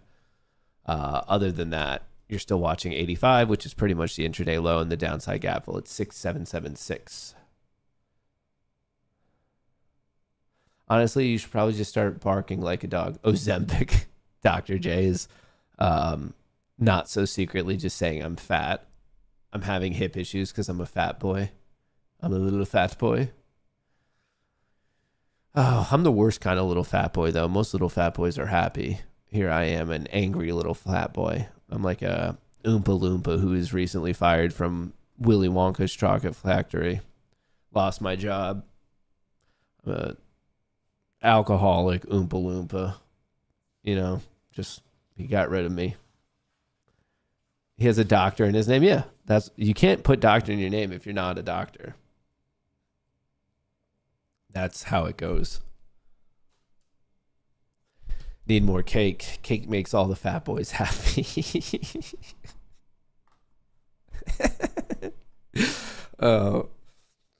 Instead of red in the face, he's blue. Violet, you're turning violet. Yeah, everything's been downhill since I lost my job at the chocolate factory.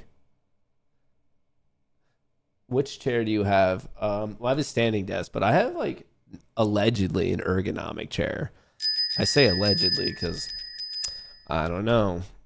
Seems a little suspect if you ask me. Anyone ever hear of a teeter? Like a teeter-totter? That thing that you used to just hop off of, and when your friend was on the top, it just drops them? I don't think that'd help my back, but maybe. Willing to try anything at this point, you know? Matt is the real Augusta Gloop. Hell yeah, dude. If I was meant for one role in Hollywood, it would be that fat little boy in either Charlie in the Chocolate Factory or Willy Wonka in the Chocolate Factory.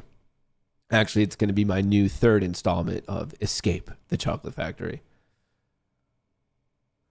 It's called a teeter. A teeter-totter? A seesaw? Stair walking will deform your spine. Angelo, you're just afraid. With that pop, I passed my eval. Boom. Congrats, Jay Keith. Remember, folks, they are running crazy Black Friday deals on Take Profit Trader, code Goonie, on Apex, code Goonie. And right now, if you use the links in the description of the video, you can find them on Bookmap. That's this tool right here, where you can see the sitting buy orders, sell orders. You can see all the trades hitting the tape. Basically, just a super advanced DOM depth of market. And then this is the one time of the year that I buy my own TradingView subscription. So I just want to let you guys know about it because this is the best deal that they run all year. This is the one time I purchased it. If you already have time left, it's okay to buy now because it just adds on to the other time of your subscription. So like I said, TradingView, Bookmap in the description of the video, Apex, Take Profit also there, but really you just need the code Goonie on those ones. The other ones you probably need to click on those links. Are we just double top? What are we doing, dude? This market makes no sense. We're trying to go up in price, but option flow just does not agree. There's just no follow through here. I'm going to give you legitimate advice. You need to get ready to word correctly. Psychiatrist, not psychiatrist. A physiatrist? Dude, you're making up words. That's not a word. That's not a word, dude. That's not a word.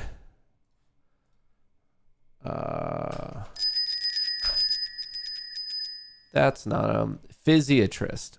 You just made that up. You just updated Google. You just updated Wikipedia in the time that I searched it. That this did not exist beforehand. You even added it to Merriam-Webster.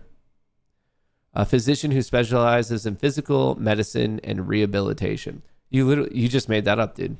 Like you said it before. You quickly made a Wikipedia, Google search. Like you literally are just trying to clown on me in front of chat. Like I know what you did. Physiatrist. A physiatrist. Physiatrist. Physiatrist.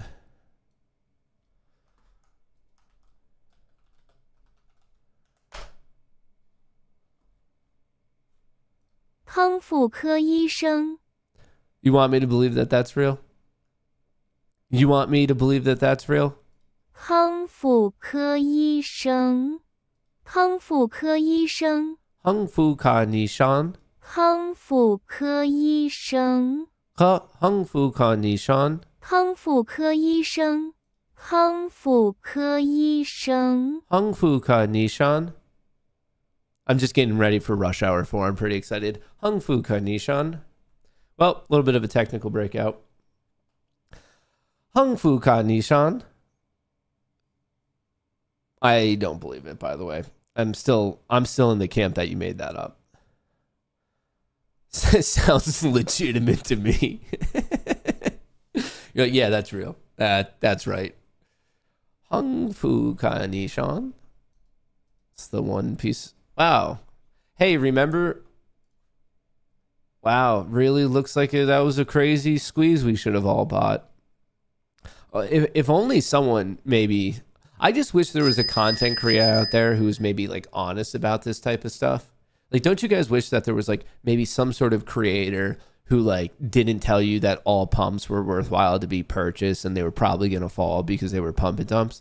I just wish that existed. Alas, here we are with no one in the world telling you that these are absolute pieces of shit companies. This is how mainstream media should address the public. Just switch it to Chinese. Hung Fu Kai Nishan.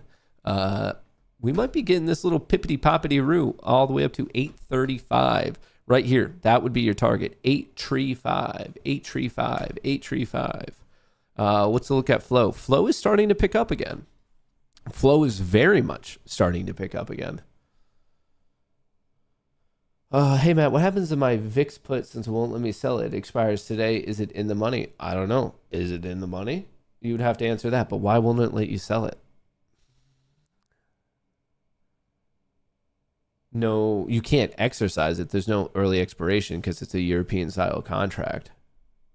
Hung Fu Kai Nishan. Hung Fu Kai Nishan. Hung Fu Kai Nishan. It feels like it's getting into the world of racism at this point. It feels like we went from learning about a word and converting it, and now like we're quickly getting into that gray area of, is this racist? Which brings me to my next order of business. I wanted to pitch a new game show to all of you where we basically go over certain events, words, developments, laws, politicians, and we just try to figure out, is it racist? And that's actually the name of the show. Is it racist? And then we just vote on various things that impact all of our lives of, is it racist? We'll be airing that next week. That's when we're really going to get going with it. Hey, Matt, come play fag football with us. To that, I would say, Hung Fu Kai Nishan. Hung Fu. Match trigger words are crashing and squeezing. Two of many of my trigger words. Wow, this SPY went 60 cents over 679. I still think it will retrace. Good thing I didn't get puts on that pop. You probably shouldn't be playing puts right now in a general sense. Like, why would you be playing puts? So now that I passed the eval, when does it turn to a PA? Once the market closes today, you're going to get an email to upgrade it. But the regular trading, so basically you'll get an email at like, I want to say like 6 p.m. tonight, past 6 p.m. But the market has to close, so basically just stop trading the account. If you continue to trade the account, there's literally no additional upside. Not Nissan, it is Ishan. Ishan, not Nishan. No Nissan, it is Ishan. Hey, we all learned something today. Even if you have to go home and tell your wife and girlfriend that you blew your trading account, at least you learned something. And that's all we can really hope for in this world. That is truly all we can hope for in this world. Oh, holy guacamole, Batman. Holy guacamole, Batman. Piper just fired for the first time since Nam. Since Nam, dude. Piper has not popped off in a minute here. Maybe she'll make money. Maybe she'll make some money today. Maybe she'll earn her kibble. If you are in the Discord, I am typing it as fast as I possibly can. And it turns out I am typing it very, very slow. Okay, you're in. It's in. I kind of wish I took this long. You had an opportunity to take the long. You had one right here, this recovery, 1048.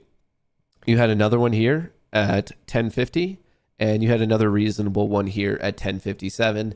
It's a little chasey, in my opinion, to take that one. Obviously, if you took it at 57, you're risking the 56 low. If you took it at 1050, you are risking the 1050 low. And obviously, if you took this recovery, you were just risking VWAP. So I kind of like those first two the best, or this little trend line right here, this little break. I think this might have been the trade of the day that I'm a little jealous I missed out on, because you could have been long at 26. You could have risked 10. That's 16 points of risk. That's $320 on the first pump. You actually might have got knocked out for break even. It came down on that pump.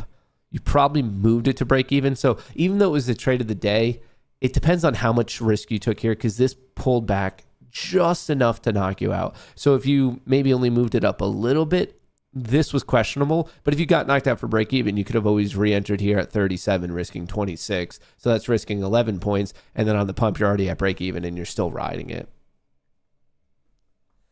How close are we to the upside gap fill? I believe it is 6829. I just can't get over how good this stock is, and I just wish I bought it with all of my money. It is such an amazing stock.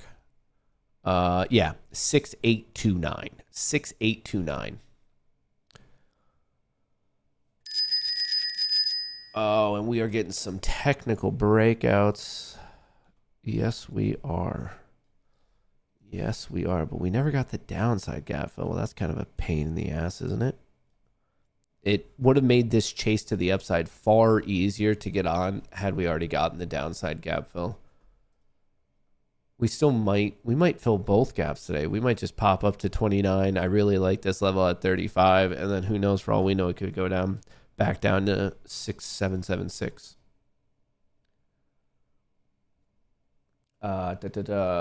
Tesla's flat. Qs are rolling. Mag 7. Higher low. We are taking off. S&P 500 was a slight higher low, and then out of nowhere it popped. Just lots of call buying and some put selling. Awkwardly started at 1053 though, like a really strange time. But hey, sometimes it is what it is. Sometimes it just be what it be. Wow, this is a fucking runaway train. Damn it. That was a nice trade. Don't chase it. Chasing, it might feel good, but it's going to be detrimental to your health, especially chasing it to the upside. If you're chasing it here, you're buying at the resistance of a key level and your risk is 35 points away. It's just, you have to just wait for some sort of pullback. You can't, don't chase as much as it might feel good and feel right. Damn, I bet at least one of you in here bought it off of VWAP back at 1048. And what a savage play. Granted, it was trending down and you would have had no idea this would have played out, but golly, that's a good looking play. I like chasing this, to be honest. I hope it works for you. I'm not rooting against you. I'm just saying it's not necessarily the best risk to reward management. Chasing just blew all 5 of my Apex accounts. Yeah, don't chase. And if you do chase, I guess I wish you luck. But it is not going to be a sustainable methodology in the future. Well, folks, you guys know my plan. You know my upside targets. You know my downside targets. Don't chase. Stick to whatever your plan is. Stick to your leverage. Don't over leverage. Be realistic. Most importantly, enjoy your holiday. I know many people are probably going home tonight. You're probably going to see all those people from high school that you probably don't give a shit about. If you end up going out to a bar tonight, please just get an Uber. Don't drink and drive. It is the dumbest decision ever. You don't need to be risking your life. You don't need to be risking other people's lives. Go out, have a fun time, but be responsible. Please just don't drink and drive. Enjoy your holidays. Have a great time. Relax, recharge. The market is closed on Thursday. It's a half day on Friday. Probably not much action there. And then obviously we're going to be returning to quote unquote normal on Monday. So please enjoy your time with your friends and your family. If you're traveling, be safe in a general sense. Please be safe. That's what I have for you guys today. I know many of you are traveling, so I hope that is going as smooth as could possibly be. I appreciate you stopping by today. If you choose to trade for the remainder of the day, I hope you make a buttload of money. And if you're not trading today, well, hey, I hope you already made a buttload of money. I'll be catching you guys later. We do have some content scheduled coming out over the next couple of days, so make sure you have your notifications on. But the next live show is going to be Monday of obviously next week. Folks, have a good one. Happy Thanksgiving. I'll catch you later. Peace.